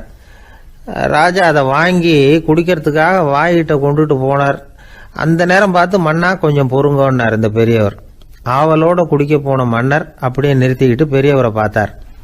இப்போ அந்த பெரியவர் சொன்னார், மன்னா, இப்போ உங்களை விட வலிமை உள்ள ஒரு சக்தி உங்களுக்கு தண்ணி கொடுக்க மறுத்துடுதுன்னு வைங்க, உங்களை குடிக்க விடாமல் தடுத்துடுது அப்படின்னா, இப்போ இந்த ஒரு கோவள தண்ணீரை என்ன விலை கொடுத்து வாங்குவீங்க அப்படின்னு கேட்டார்.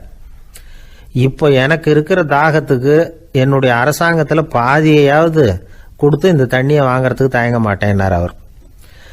சரி, இப்போ அந்த தண்ணியை குடிங்கன்னார் பெரியவர். மன்னர் ஆவலோடு அந்த தண்ணியை குடித்து முடித்தார். அதுக்கப்புறம் கொஞ்ச நேரம் தன்னுடைய படையெடுப்பை பற்றி சொல்லிகிட்டு இருந்தார். கொஞ்ச நேரம் கழித்து மறுபடியும் இந்த பெரியவர் கேட்டார், மன்னா, இப்போ நீங்கள் ஒரு கோவள தண்ணீரை குடித்து முடிச்சுட்டீங்க. இப்போ அந்த தண்ணீர் உங்கள் உடம்பை விட்டு வெளியில் வரக்கூடிய பாதை அடப்பட்டு போச்சு அப்படின்னு வச்சுங்க, அதை வெளியேற்றுவதற்காக நீங்கள் எவ்வளவு செலவழிப்பீங்க அப்படின்னு கேட்டார். மன்னர் யோசனை பண்ணார். அப்படி ஒரு நிலைமை ஏற்பட்டு போச்சுன்னா என்னுடைய அரசாங்கம் பூராவையும் அதுக்கு ஈடாக தர்றதுக்கு கூட தயங்க மாட்டேன்னார். இப்போ அந்த பெரியவர் சொன்னார், எந்த அரசாங்கத்தின் மதிப்பு ஒரு கோவள தண்ணீர் அளவுக்கு கூட இல்லையோ அந்த அரசாங்கத்தை அடையணுங்கிற பேராசையில் மனிதர்கள் தங்களுடைய சகோதரர்கள் கூடவே சண்டை போட்டுக்கிறாங்களே, அதில் ஏதாவது அர்த்தம் இருக்குதா அப்படின்னாராம். மன்னருக்கு இப்போதான் அர்த்தம் புரிஞ்சுதான். மனசில் தெளிவு உண்டாச்சு. தன் மனசுக்குள்ளே உண்டான வெறியை விரட்டி அடிச்சு விட்டார். அதுக்கப்புறம் நிம்மதியாக ஆட்சி புரிஞ்சார். இப்படி ஒரு கதை. உயிருக்கு என்ன விலை கொஞ்சம் யோசனை பண்ணி பாருங்கள். ஆனால் அது இப்போ எவ்வளோ மலிவாக போயிட்டுது, அதையும் யோசனை பண்ணி பாருங்களேன். ஆசை பேராசையாக மாறுது, அப்புறம் அது வெறியாக ஆகுது, அதுக்கப்புறம் பைத்தியம் பிடிக்குது. இந்த காலத்து மனிதர்களுக்கு 2 விதமான பைத்தியம் பிடிச்சிருக்கிறதாக ஒரு பெரியவர் சொல்கிறார். ஒன்று பணம், இன்னொன்று அதிகாரம். இதெல்லாம் எவ்வளவு காலத்துக்கு நீடிக்கும்? ஒரு சர்வாதிகார நாட்டில் 3 பேர் ஜெயிலில் இருட்டு அறையில் பேசிக்கிட்டு இருக்கிறாங்க. நீ எப்படி இந்த ஜெயிலுக்கு வந்த அப்படின்னு ஒருத்தர் கேட்டாராம். இந்த நாட்டு ராஜாவை ஆதரித்து நான் பிரச்சாரம் பண்ணினேன், அதனால் கூட்டத்தில் தகராறு வந்துட்டுது, கலவரமாக போச்சு, அதுக்கு நான் தான் காரணம்னு அரெஸ்ட் பண்ணி இங்கே கொண்டாந்து போட்டாங்க அப்படின்னாராம் அவர். சரி, நீ எப்படி இங்கே வந்த அப்படின்னு இன்னொருத்தரை பார்த்து கேட்டிருக்கார். நான் இந்த நாட்டு ராஜாவை எதிர்த்து பிரச்சாரம் பண்ணேன், அதனால் கலவரம், அரெஸ்ட் பண்ணி கொண்டாந்து போட்டாங்கன்னார். சரிப்பா, நீ எப்படி அங்கே வந்த அப்படின்னு மூணாவது ஆளை பார்த்து இவங்க கேட்டாங்களாம். இதுக்கு அந்த ஆள் மெதுவாக வெளிச்சத்துக்கு வந்து, நான் தான் இந்த நாட்டு ராஜா அப்படின்னாராம்.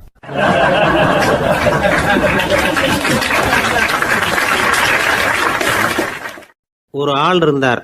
விலங்குகள் பேரில் அவருக்கு ரொம்பவும் பிரியம். அதனால் தன்னுடைய வீட்டில் ஒரு நாயை வளர்த்தார். அதே மாதிரி கழுதையையும் வளர்த்தார். அந்த கழுதை அவர் வீட்டு கொல்லை பக்கத்தில் நின்றுக்கிட்டு இருக்கும். ஏதாவது பொதி சுமக்கிற வேலை இருந்ததுன்னா அதை கவனிச்சிக்கும். அந்த நாய் வீட்டுக்குள்ளே இருக்கும். நாய்க்கு அந்த வீட்டில் ராஜ உபசாரம் தான். அதுக்கு அந்த வீட்டில் ஏகப்பட்ட மரியாதை. குளிக்கிறதுக்கு தனியாக சோப்பு, 2 வேளையும் பால், பிஸ்கட்டு, மத்தியானம் சாப்பாடு. அதுக்கு ஏதாவது உடம்பு சரியில்லைன்னா உடனே ஆஸ்பத்திரி வைத்தியம். ரொம்ப கொடுத்து வச்ச நாய்.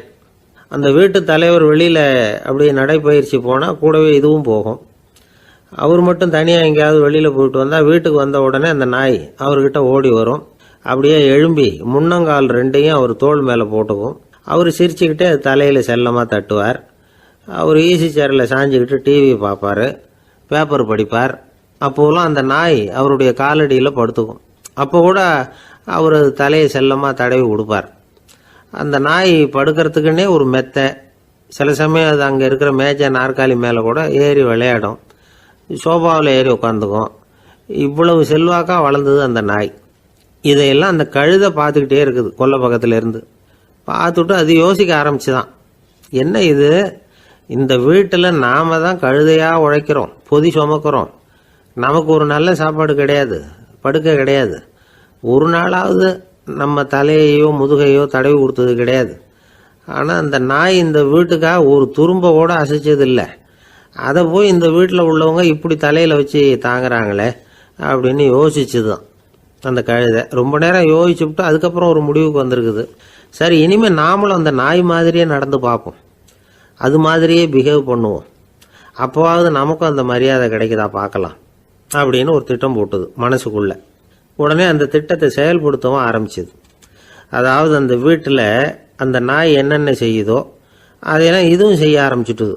அந்த வீட்டு எஜமான் எங்கேயோ வெளியில் சுற்றிவிட்டு ரொம்ப அசந்து போய் வீட்டுக்கு திரும்பி வந்துக்கிட்டு இருந்தான். உடனே இந்த கழுதை என்ன பண்ணுச்சு தெரியுமா, அவங்ககிட்ட ஓடி போச்சு. ஓடி போய் அந்த நாய் என்ன பண்ணுமோ அது மாதிரியே பண்ணிச்சு. அதாவது அந்த ஆள் தோள் மேலே தன்னுடைய முன்னங்கால் 2ஐயும் தூக்கி போட்டுவிடுது. அந்த ஆள் பயந்து போயிட்டான். அவனுக்கு ஒன்றும் புரியல, இது ஏன் இப்படி பண்ணுதுன்னு கொஞ்சம் ஒதுங்கி நின்னான். இது அவனை சுற்றி சுற்றி வருது, நாய் மாதிரி வாழை ஆட்டிக்கிட்டே சுற்றி சுற்றி வருது கழுதை. அவன் கிடுகிடுன்னு வீட்டுக்குள்ளே ஓடினான். இதுவும் பின்னாடியே ஓடிச்சு. அங்கே போய் நாய் மாதிரியே மேஜை நாற்காலி மேலே ஏறி குதிச்சு விளையாட ஆரம்பிச்சுட்டுது. சோபாவில் ஏறி உட்காருது. மேஜையில் இருந்த சாமான்லாம் கீழே விழுந்து உடையுது. கழுதை மேஜை மேலே ஏறி குதிச்சா என்னத்துக்கு ஆகும்? அந்த ஆள் பார்த்தான், சரி இந்த கழுதைக்கு என்னமோ ஆயிட்டுது அப்படின்னு முடிவு பண்ணான். ஒரு நல்ல கயிறாக பார்த்து கொண்டாந்தான். அது கால்லையும் கழுத்துலையும் கட்டினான். தரன்னு இழுத்துட்டு போனான். அடித்து கொல்லை பக்கத்தில் கட்டி போட்டுட்டான். அண்ணன் ஆகாரம் எதுவுமே கொடுக்கல, பட்னி போட்டுட்டான். இப்போ அந்த கழுதை யோசனை பண்ணி பார்க்குதான், என்ன இது, நம்ம எஜமானுக்கு இன்னைக்கு என்ன ஆயிட்டுது இப்படி? அந்த நாய் பழகிறது மாதிரி தானே நாமளும் பழகணும். ஆனால் இந்த மனுஷன் நாயை அடிக்கலை, ஆனால் நம்மளை அடிக்கிறான். இப்படி கொண்டாந்து கட்டி போட்டானே, என்ன காரணமாக இருக்கும் அப்படின்னு யோசனை பண்ண ஆரம்பிச்சுட்டு தான் அந்த கழுதை. எதுக்கு இந்த கதைன்னா, இது மாதிரியே நாம கூட சில சமயம் யோசிக்கிறது உண்டாம். இயல்புலேருந்து மாறி நடக்க ஆரம்பிச்சிட்டோம்னா பல சமயங்களில் இப்படி யோசிக்கிறது மாதிரி தான் ஆகிடும். அதனால தான் ஒரு மனுஷன் எப்படி நடந்துக்கணுமோ அப்படி நடந்துக்கிட்டாதான் நமக்கு மரியாதை. வெறி நாய் கடிச்சுட்டா மனுஷன் அது மாதிரியே ஆகிடுறான் பார்த்தீங்களா, அவனோட இயல்பு மாறி போயிடுது. ஒருத்தனை பார்த்து இன்னொருத்தன் கேட்டானா, வெறி நாய் ஒன்று உன்னை கடிச்சுட்டா நீ என்ன பண்ணுவே அப்படின்னு கேட்டிருக்கான். நான் உடனே பேப்பரும் பேனாவும் கேட்பேன் நானா இவன். ஏன் உயில் எழுதுறதுக்கான்னு கேட்டிருக்கான் அவன். இல்லை, நான் யாரையெல்லாம் கடிக்கணும்னு ஒரு லிஸ்ட்டு தயார் பண்ணணும்ல, அதுக்காக அப்படின்னு நானும்.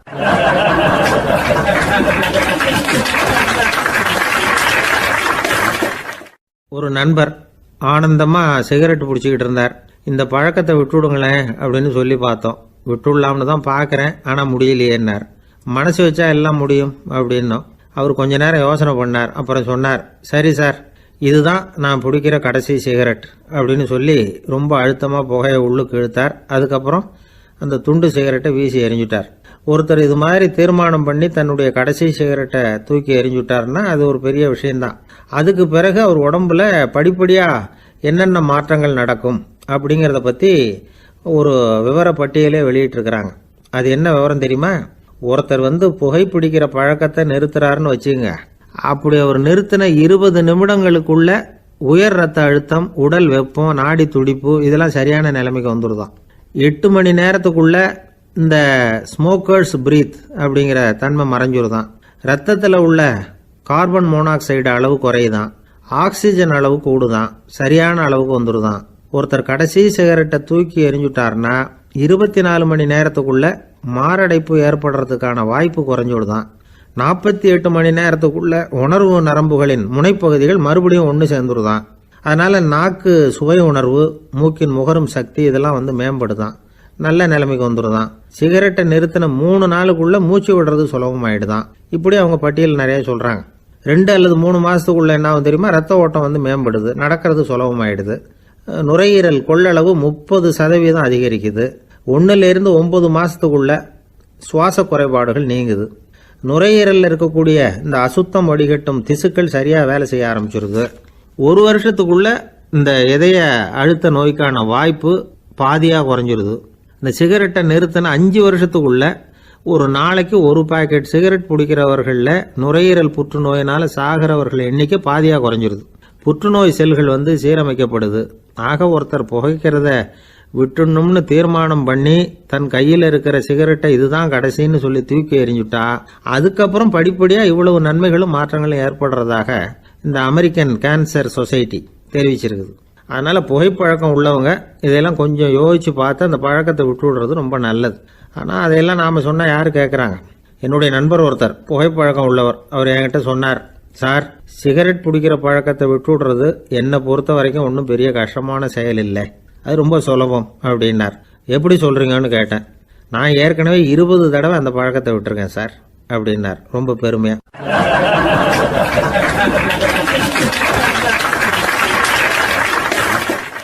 குடும்பத்தில் அப்படிலாம் இருந்து சமாளிக்கிறாங்க. குடும்பத்தில் ஒருத்தர் அனுசரிப்பு தன்மைங்கிறது ரொம்ப அவசியம். கணவன் மனைவின்னா அனுசரித்து போகணும்னு சொல்லுவாங்க. அதாவது ஒரு கணவன் அதுக்காக தான் அந்த காலத்துலலாம் ஒரு வீட்டுக்கு மாப்பிள்ளை தேடுறதுங்கிறது ஒரு பெரிய குடும்பத்தை நிர்வகிக்கிற அளவுக்கு ஒரு கணவனாக வரக்கூடிய எப்படி இருக்கணும் அப்படின்னா, அந்த காலத்தில் புலி வேட்டைக்கு போகணும். ஒரு பொண்ணுக்கு மாப்பிள்ளை தேடுறதுன்னா நம்ம தமிழ் பழக்கம் என்னென்னா, காட்டுக்கு போய் ஒரு புலியை வேட்டையாடிட்டு வரணும். அந்த புலி பல்லு அல்லது நகத்தை கொண்டுட்டு வரணும் அந்த இளைஞன். அதை வீட்டில் கொடுப்பான். அதை தான் கட்டி அதை இதாக கட்டுவாங்க, மாலையாக போடுவாங்க, தாலியாக கட்டுவாங்க. அதாவது வீரம் இருக்கா பையனுக்குன்னு பார்ப்பாங்க. ஒரு பொண்ணு வேணும்னா நீ முதல்ல வீட்டுக்கு பொண்ணு கேட்க போகக்கூடாது, காட்டுக்கு போகணும், போய் புலியை கொண்டு வா, அதுக்கப்புறம் தான் உனக்கு பொண்ணு அப்படின்னு சொல்லுவாங்க. இப்போவெல்லாம் ஏன் போகிறதில்லைன்னா, இப்போலாம் ஒருத்தனை காட்டுக்கு போய் புலிப்பல் கொண்டு வான்னா புலி தான் மாப்பிள்ளையாக வரும்.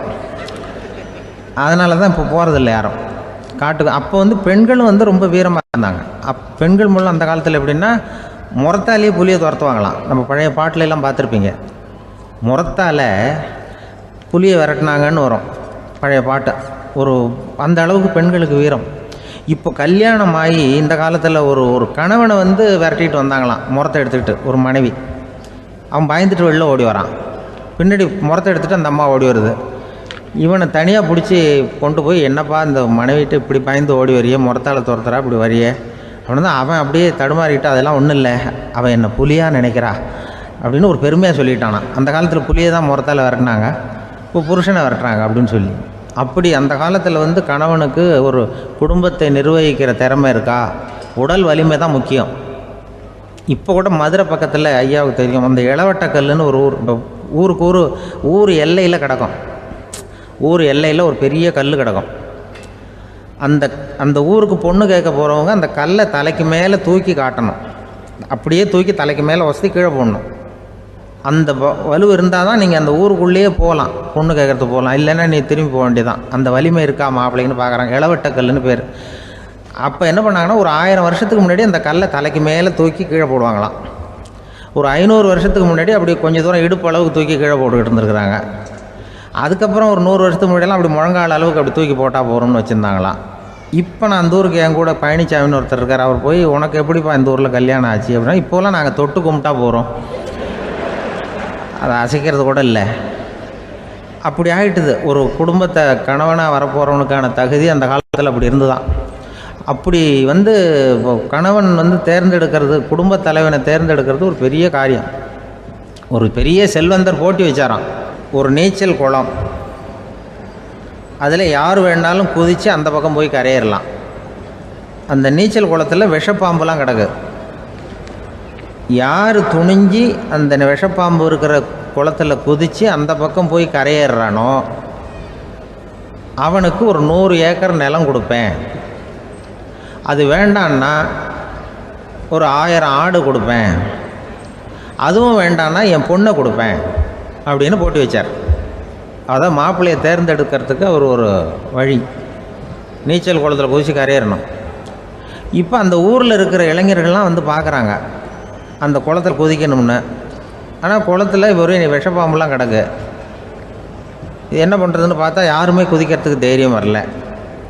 திடீர்னு ஒருத்தன் துணிஞ்சு குதித்தான். படபடன்னு அடிச்சுட்டு போய் அந்த பக்கம் கரையேறிட்டான்.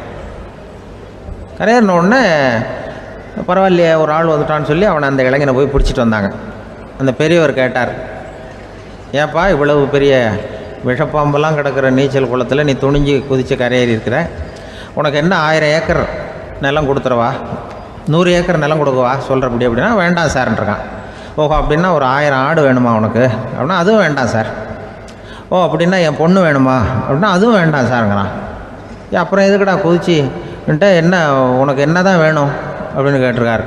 என்னை எவன் பிடிச்சி தள்ளி விட்டவன்னு தெரியணும் அப்படின்றான். அதுக்காக அவன் பார்த்துருக்கான். அப்படி இருந்தால் தான் துணிச்சல் வரும் இந்த காலத்தில். எதுக்கு இவ்வளவு சங்கடம்லாம் வச்சாங்கன்னா, ஒரு குடும்பத்துக்கு தலைவராக வர வேண்டிய ஒரு ஆள், கணவனாக இருக்க வேண்டியவனுக்கு துணிச்சல் இருக்கா, தைரியம் இருக்கா அப்படிங்கிறது பார்க்குறதுக்காக இப்படிப்பட்ட தேர்வு முறைகள்லாம் வச்சுருந்தாங்க அந்த காலத்துலலாம். இப்போலாம் கல்யாணம் பண்ணுறது ஆளுக்கு நேரில் பார்க்காமலே கூட கல்யாணம் நடக்குது இன்டர்நெட்டில். இப்போ சர்டிஃபிகேட் கேட்குறாங்க, நோய் நொடி இல்லாமல் இருக்காரா பார், காட்டுக்கெலாம் போக வேண்டாம், நேராக ஆஸ்பத்திரிக்கு போய் ஒரு சர்டிஃபிகேட் வாங்கிட்டு வா, உனக்கு ஒன்றும் வியாதி இல்லைன்னு ப்ரூவ் பண்ணு, அதுக்கப்புறம் பார்த்துக்கலாம், மற்றதை பேசுவோம் அப்படின்னு சொல்லி அப்படி இருக்குது நிலைமை. அதனால் குடும்பத்தில் அந்த கணவனாக இருக்கிற வேண்டியவனுக்கு பொறுப்பு அதிகம். ஏன்னா எல்லாத்தையும் அனுசரித்து போக வேண்டியதாக வந்தான்.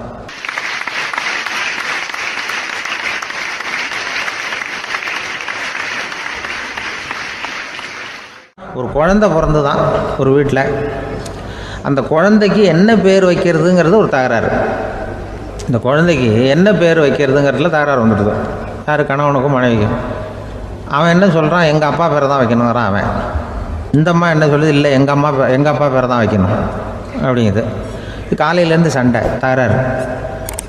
எதிர்த்த வீட்டுக்காரன் பார்த்தான், இது என்ன காலையிலேருந்து எதிர்த்த வீட்டில் தகராறு நடக்குது, என்னென்னு போய் கேட்டிருக்கான். என்னம்மா உங்களுக்கு உள்ள தகராறு, காலையிலேருந்து பார்த்தேன் அப்படின்னா, ஒன்றும் இல்லைம்மா, எங்கள் குழந்தைக்கு பேர் வைக்கிறதுல எங்களுக்கு உள்ளே ஒத்து போக முடியல, நான் எங்கள் அப்பா பேரை வைக்கணுங்கிறேன், அந்த அம்மா அவங்க அப்பா பேரை வைக்கணுங்குது, அதுதான் எங்களால் குடும்பத்தில் ஒரு நிம்மதி இல்லாமல் இருக்கிறோம், தகராறு பண்ணிகிட்ருக்கோம் அப்படின்னு நானா. அப்போ எதிர்த்த வீட்டுக்காரன் சொல்லியிருக்கான், எதிர்த்த வீட்டுக்காரன்னு நான் எதுக்கு இருக்கிறேன், நான் பஞ்சாயத்து பண்ணி வைக்கிறேன், இப்போ உங்களுக்குள்ள என்ன இது பேர் தானே வைக்கணும், ஏன்ப்பா உங்கள் அப்பா பேர் என்ன அப்படின்னு அவனை கேட்டிருக்கான். எங்கள் அப்பா பேர் சீனிவாசன் அப்படின்ட்டுருக்கான். இந்த அம்மாவை உங்கள் அப்பா பேர் என்னம்மா, கிருஷ்ணன் அப்படின்னு சொல்லி இவன் யோசித்து பார்த்தான். குழந்தைக்கு சீனிவாச கோபாலகிருஷ்ணன்னு பேர் வைங்க போங்க அப்படின்ட்டு போயிட்டான். ஏற்ற விட்டுக்கு தீர்த்து வச்சுட்டு போயிட்டான். போனதுக்கப்புறம் இவங்க 2 பேரும் பேசிக்கிட்டாங்க. சரி, இந்த சீனிவாசன் சரி கிருஷ்ணன் சரி, நடுவில் கோபாலம் யார்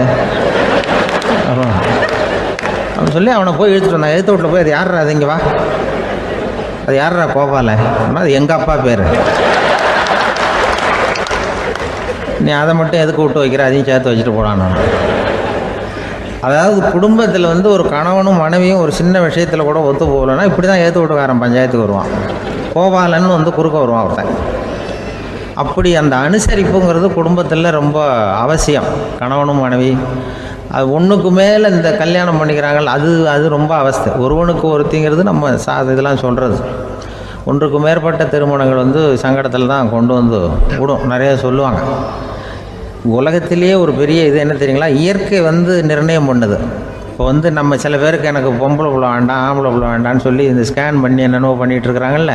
ஆனால் இயற்கை வந்து அந்த 50-50 ரேஷியோவை அது வந்து மெயின்டைன் பண்ணிகிட்ருக்கு. இந்த உலகத்தில் ஒரு அதிசயமான உண்மை என்னென்னா 116 ஆம்பளை புள்ள பிறந்தா 100 பொம்பளை புள்ள பிறகுதான். உலக அளவில் 116 ஆம்பளை புள்ள பிறந்தா 100 பொம்பளை புள்ள பிறகுது. இது எதுக்கு 16 அதிகமாக பிறகுதுன்னா அந்த வாலிப வயசு அடையிறதுக்குள்ளே 16 செத்து போகுது. 16 அங்கங்கே ஓடுறது கொஞ்சம் முரட்டுத்தனமாக போகிறதுனால செத்து போகுது. அந்த 50-50 இந்த ஒருத்தருக்கு ஒருத்தங்கிற ரேஷியோவை இயற்கை வந்து மெயின்டைன் பண்ணிகிட்டு இருக்கு. அது ஒரு பெரிய அதிசயம். அதை விட பெரிய அதிசயம் என்னென்னா இந்த உலக யுத்தம் நடந்ததில்ல, முதல் உலக யுத்தம், 2வது யுத்தம், அப்போ பார்த்துருக்குறாங்க, கணக்கு எடுத்துருக்குறாங்க. அந்த யுத்தம் முடிஞ்ச பிறகு 116 ஆம்பளை பிள்ளைக்கு பதிலாக 160 170 பிறக்க ஆரம்பிச்சுதான். 100 பெண் குழந்தைக்கு 170 180 ஆண் குழந்தை. இது எதுக்குன்னா அந்த போரில் செத்து போகுதில்ல ஆம்பளை பிள்ளைகள், அதை ஈடுகட்டுறதுக்காக அதிகமாக பிறக்க ஆரம்பிச்சிருக்கு. அந்த அளவுக்கு வந்து இயற்கை வந்து ஒரு பெரிய ரேஷியோவை மெயின்டைன் பண்ணுது. அதாவது ஒருவனுக்கு ஒருத்திங்கிறத அது சொல்லிகிட்டு இருக்கு. புறாவெல்லாம் வளர்த்திங்கன்னா, நான் கூட புறா வளர்த்துருக்குறேன் ஊரில்.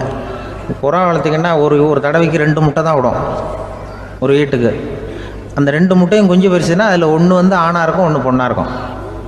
அது எந்த முட்டை ஆண் எந்த முட்டை பெண்ணுங்கிறத இயற்கை நிர்ணயம் பண்ணுது. அதை வந்து நம்ம மாற்றவே முடியாது. ரெண்டையும் அந்த பெண்ணாவோ 2 ஆணாவோ மாற்ற முடியாது நம்ம. அதனால் அந்த இயற்கையை புரிஞ்சுக்கிட்டு நாம் நடந்துக்கணும். அதனால தான் ஒரு கணவன் ஒரு மனைவி, அதான் ஒருத்தருக்கு ஒருத்தங்கிறது. ஒன்றுக்கு மேலேனா சங்கடம் தான். ஒரு பஸ்ஸில் வந்து ரெண்டு பெண்கள் வந்துக்கிட்டு இருந்தாங்களாம். பஸ்ஸு பிரயாணம். 2 பெண்கள் வந்து பக்கத்தில் உட்காந்துருக்காங்க. அந்த கண்டக்டரை கூப்பிட்ருக்காங்க, இங்கே வாயா அப்படின்னு அந்த ஒரு அம்மா கூப்பிட்ருக்கு. என்னம்மா அப்படின்ட்டுருக்கார். வந்து இந்த ஜன்னலை திறந்து விட்டு போ அப்படின்னு. சரின்னு அதுக்கு பக்கத்தில் இருந்த ஜன்னலை திறந்து விட்டு அவர் போயிட்டார். பக்கத்தில் இருந்தம்மா உடனே இங்கே வாயா மறுபடியும் வாயான்னு கூப்பிட்ருக்கு. வந்து என்ன இந்த ஜன்னலை மூடி விட்டு போ அப்படின்ட்டுருக்கு. மூடி விட்டு போனார்.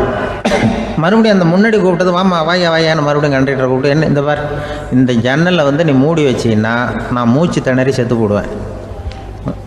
அப்புறம் உடனே பக்கத்தில் இருந்தம்மா தபாரியா அந்த அம்மா பேச்சை கேட்டுட்டு நீ திறந்து வச்சின்னா நான் குளிர் தாங்காமல் செத்து போடுவேன் அப்படின்ட்டு அவர் தலையை பிச்சுக்கிறார் கண்டக்டர்.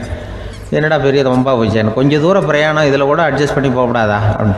அப்போ அந்த பஸ்ஸில் பின்னாடி ஒருத்தன் கடைசி சீட்டில் வெயில் தாங்காமல் சட்டையெல்லாம் கட்டி போட்டுட்டு ஒரு கிராமத்து ஆள் பீடி குடிச்சிட்டு வரான்.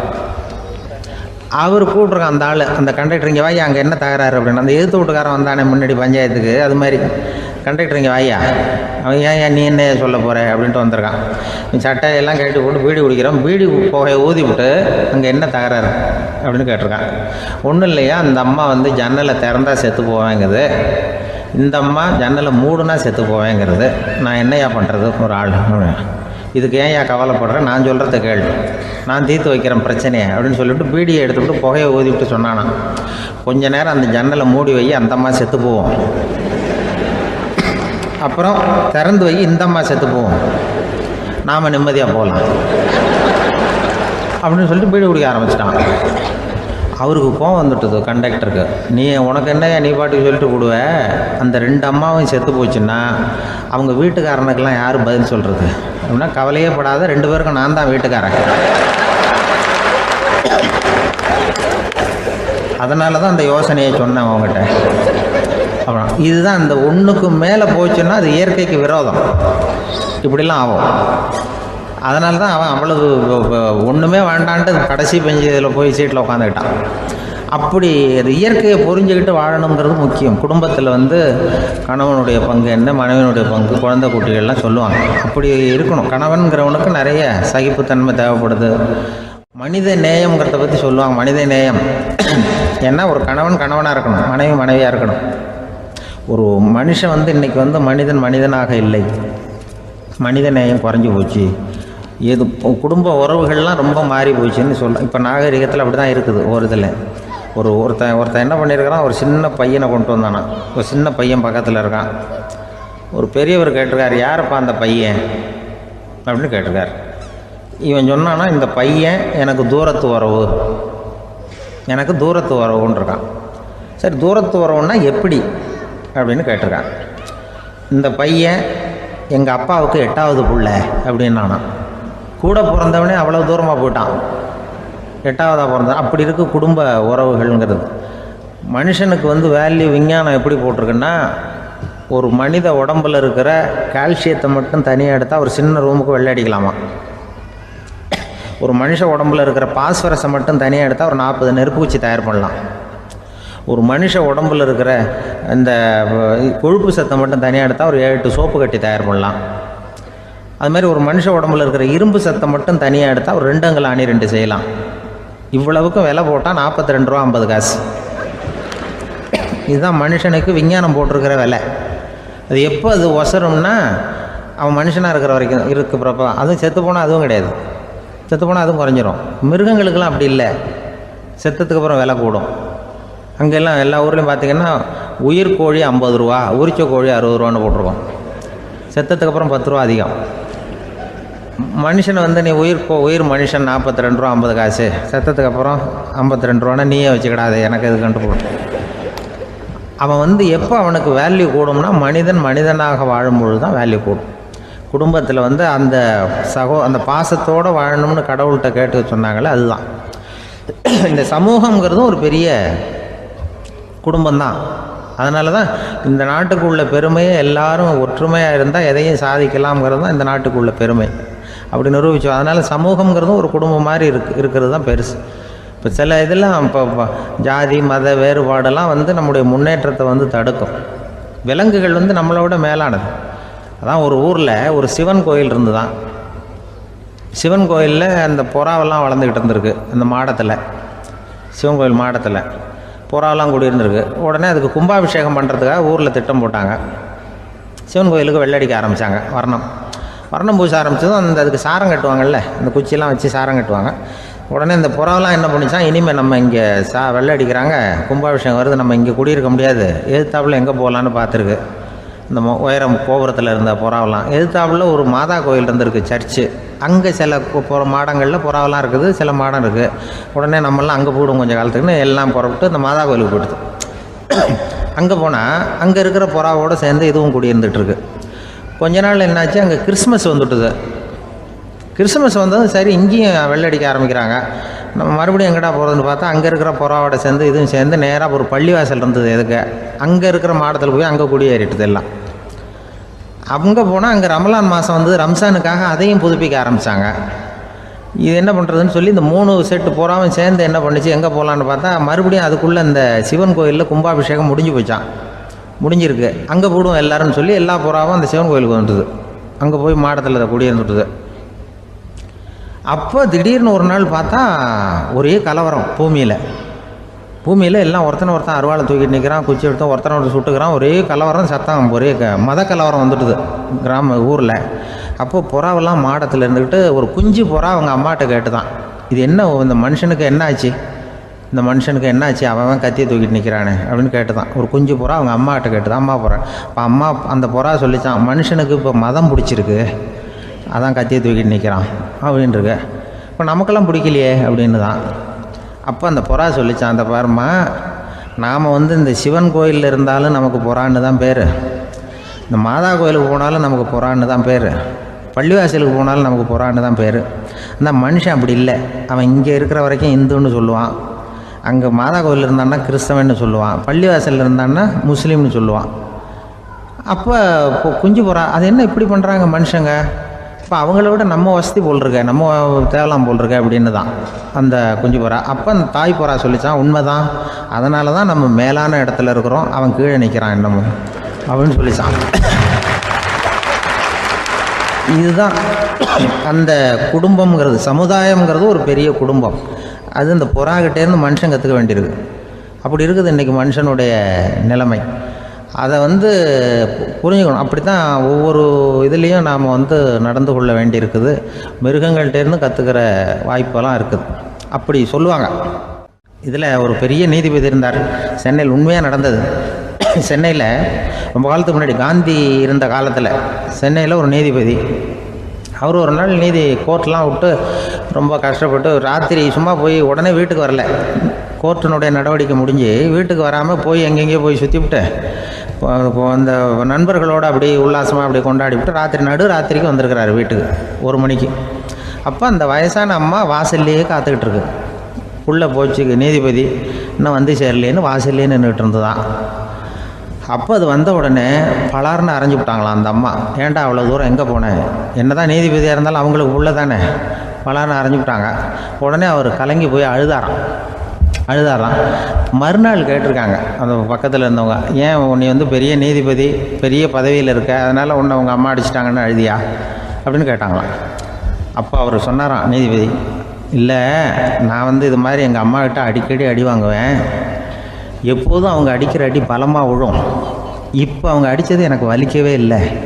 அந்த அளவுக்கு அவங்களுக்கு வயசாகிட்டுதே, பலம் குறைஞ்சிட்டுதேன்னு நினச்சி அழுதேன் அப்படின்னு இருக்காராம். அதுதான் புள்ள அம்மா பேரில் உள்ள பாசங்கிறது. இதே போல் நான் சொன்னது மாதிரி முன்னாடி இவர் ஒரு இறைநேச செல்வர் ஒருத்தர் இருந்தார். ஒரு அம்மா வந்து எனக்கு அப்பா தண்ணி கொடுப்பா அப்படின்ட்டு படுக்கையில் இருந்த அம்மா. இவர் ஏதோ படிச்சுக்கிட்டு இருந்தவர், ஒரு சின்ன இளைஞர். உடனே ஓடி போய் ஒரு குவளையில் தண்ணி எடுத்துகிட்டு போய் அம்மாவுக்கு முன்னாடி நிற்கிறார். முன்ன அந்த அம்மா அதுக்குள்ளே தூங்கி போச்சு. இவர் அந்த தண்ணியை வச்சுக்கிட்டு அவர் பாட்டு நிற்கிறார். விடிஞ்சு போச்சு. விடிகிற சமயத்தில் அந்த அம்மா முடிச்சு பார்க்குது, பையன் தண்ணியோட கையில் வச்சுட்டு நிற்கிறார். ஏம்மா என்னப்பா நீ ராத்திரி பூரா தண்ணியோடு நின்றுட்டு இருக்கிறியா எனக்கா அப்படின்னு. அப்பா அவர் சொன்னாராம், ஆமாம்மா ராத்திரி தண்ணி தாகமாக இருக்குன்னு கேட்டிங்க, உடனே தண்ணி கொண்டு வந்துட்டேன். ஓடி வந்து பார்க்கும்பொழுது நீங்கள் தூங்கிக்கிட்டு இருந்தீங்க. தூங்கிட்டு இருக்கும்பொழுது உங்களை எழுப்ப வேண்டாம், தூக்கத்தை கெடுக்க வேண்டாம்னு நான் நினச்சேன். அதனால் எழுப்பலை. தூக்கம் முழிக்கிற சமயத்தில் உடனே தாகமாக இருக்கும், தண்ணி குடிக்கணும்னு ஆசைப்படுவீங்க, அதனால் தண்ணியை பக்கத்துலேயே வச்சுட்டு நிற்கிறேன் அப்படின்னு அந்த இளைஞர் சொன்னாராம். அப்படியே கட்டி பிடிச்சிட்டு நீ பிற்காலத்தில் பெரிய அறிஞராக வருவேன்னு சொல்லி அந்த அம்மா வரணும்னு சொல்லி இறைவனை வேண்டாங்களாம். அவர் தான் இஸ்லாமிய மார்க்கத்தில், தீன் மார்க்கத்தில் பெரிய ஆளானது. அதாவது ஷர்புதீன் யாஹ்யான்னு ஒருத்தர், ஒரு பெரிய இஸ்லாமிய பேரறிஞராக வந்தார்.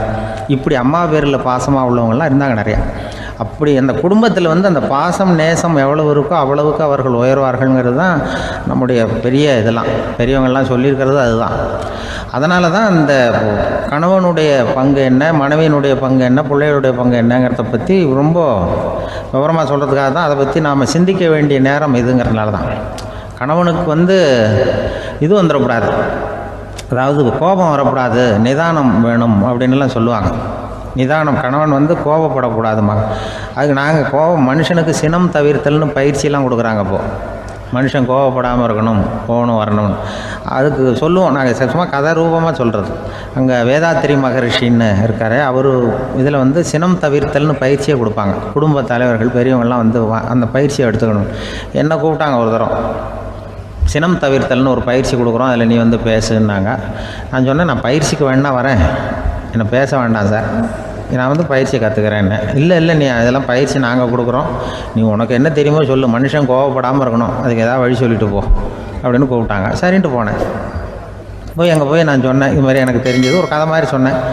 மீனம்பாக்கம் ஏர்போர்ட், அங்கே ஜப்பானுக்கு போக வேண்டிய ஒரு பிரயாணி லக்கேஜோடு நிற்கிறார் நிறையா. இதை வாங்கி பிளேனில் ஏற்றக்கூடிய ஒரு தொழிலாளி அவர்கிட்ட ஒரு சண்டை போடுறார், அடிக்க போகிறார், திட்டுறாரு, கண்டாமலான்னு திட்டுறார். அவர் இதை ஒருத்தர் பார்த்துக்கிட்டே இருக்கார். அந்த சினம் தவிர்த்தல் பயிற்சி கொடுக்குற பேராசிரியர் ஒருத்தர் பார்த்துக்கிட்டே இருக்கார். இது எப்படி இவன் இந்த ஆள் அவ்வளவு கோபமாக அடிக்க போகிறான், திட்டுறான் அந்த பெரிய மனுஷன், இவர் பதிலுக்கு அவர் திட்டவே இல்லையே. அந்த தொழிலாளி சிரிச்சுக்கிட்டே சரி சார் அப்படின்னுட்டே இருக்கான். இவர் லக்கேஜை வாங்கி பிளேனில் ஏற்றுற தொழிலாளி இப்போ கண்ணாவனா அடிக்க போகிறான், திட்டுறான், முகம் செவந்து போச்சு. இவருக்கு என்ன ஆச்சரியம்னா, இந்த ஆள் இவ்வளவு கோவப்படுறான், அதை வாங்கி அந்த தொழிலாளி கொஞ்சம் கூட முகத்தில் கோபமே படலையே, சிரித்த முகத்தோடு இருக்கானே, இவன் வந்து நமக்கு பயிற்சி வகுப்பு எடுக்கலாம் போல இருக்கே அப்படின்னு இவர் நினச்சிட்டார். ரொம்ப நேரம் அவர் கத்திக்கிட்டு இருந்தார். சரி சார்ன்ட்டு அதை வாங்கிட்டு அவர் போயிட்டார். போனதுக்கப்புறம் அவர் இந்த ஆள் அப்புறம் பிளேன் வந்தது, ஏறி அவர் போயிட்டார், ஜப்பானுக்கு போயிட்டார். அதுக்கப்புறம் இந்த சினம் தவிர்த்தல் பேராசிரியர் ஓடி போய் அந்த தொழிலாளியை பிடிச்சி கொண்டு வந்தார். இந்த பாருப்பா, நான் வந்து காலையிலேருந்து பார்த்துக்கிட்டு இருக்கேன், அந்த ஆள் உன்னை அடிக்க வந்தான், திட்ட வந்தான், இவ்வளவு கோவப்படுறான், உனக்கு பதிலுக்கு நீ கோவமே படலையே, உனக்கு கோவமே வராதா, அது எப்படி நீ சினம் தவிர்க்கிறது, எப்படி உனக்கு கோவமே வரலையா அப்படின்னு கேட்டிருக்கார். அப்போ அந்த தொழிலாளி சொன்னாரா, அப்படி இல்லை சார், மனுஷன்னு பிறந்தா கோவம் படாமல் இருக்க முடியாது, எல்லாருக்கும் கோவம் வரும், அது அவங்கவுங்க வழியில் டீல் பண்ணுவாங்க, நான் அதை என் வழியில் டீல் பண்ணேன், அவ்வளோதான். அப்போ அவர் திட்டும் பொழுது உனக்கு கோபம் வந்தது தானே? வந்தது சார். அப்போ அது எப்படி டீல் பண்ணேன்னு கேட்டிருக்காரு. அப்போ இவன் சொன்னான், நான் ஒன்றும் இல்லை சார், அந்த பிரயாணி வந்து இப்போ ஜப்பானுக்கு போயிட்டுருக்கார், அவர் லக்கேஜெலாம் அமெரிக்கா போயிட்டுருக்கு,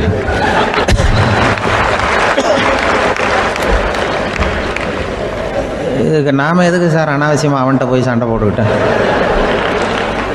அப்படி மாற்றி ஏற்றி விட்டா அவன் போய் பார்த்துக்கிறான் எங்கேயாவது. அதுதான் நான் சினம் தவிர்க்கிற வழி அவன் சொன்னாரான். உடனே இதை தான் எனக்கு தெரிஞ்சது கோபம் வராமல் இருக்கிறதுன்னு அங்கே பேசினேன் அந்த கூட்டத்தில். அதுக்கப்புறம் இன்ன வரைக்கும் அவங்க கூப்பிடுறதே இல்லை என்ன.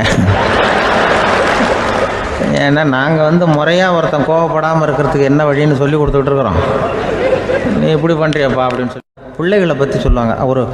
இப்போ ராமர் லட்சுமணர் கதை சொல்லுவாங்க. அதாவது ராமரும் பரதனும் பந்து விளையாடிக்கிட்டு இருந்தாங்களாம் சின்ன வயசில் பந்து விளையாடிக்கிட்டு இருந்தாங்களாம். உடனே ராமர் வந்தாராம். வந்து கோசலை அவங்க அம்மா கோசலை மடியில் சோர்ந்து போய் உட்காந்தாராம். சந்தோஷமாக வந்து உட்காந்துருக்காரு. அப்போ அந்த கோசலை அம்மா கேட்டாங்களாம், ஏன்ப்பா அப்படி இவ்வளவு சந்தோஷமாக இருக்கே, என்ன காரணம் அப்படின்னு கேட்டிருக்காரு. அப்படின்னு அந்த அம்மா கேட்டிருக்கு. ராமன் சொன்னான்னா, என் தம்பியோட நான் பந்து விளையாண்டுக்கிட்டு இருந்தேன், பரதன் அவன் ஜெயிச்சுட்டான், நான் தோத்துட்டேன், என்னை அவன் ஜெயிச்சுட்டான், அவனுடைய வெற்றி எனக்கு சந்தோஷமாக இருக்குது, தம்பியோட வெற்றி, அதனால் நான் சந்தோஷமாக இருக்கேன்னு சொல்லியிருக்கு. அந்த அம்மாவுக்கு ரொம்ப சந்தோஷம், தம்பி ஜெயிக்கிறாங்கிறத பற்றி அண்ணன் சந்தோஷப்படுறானே அப்படின்னு.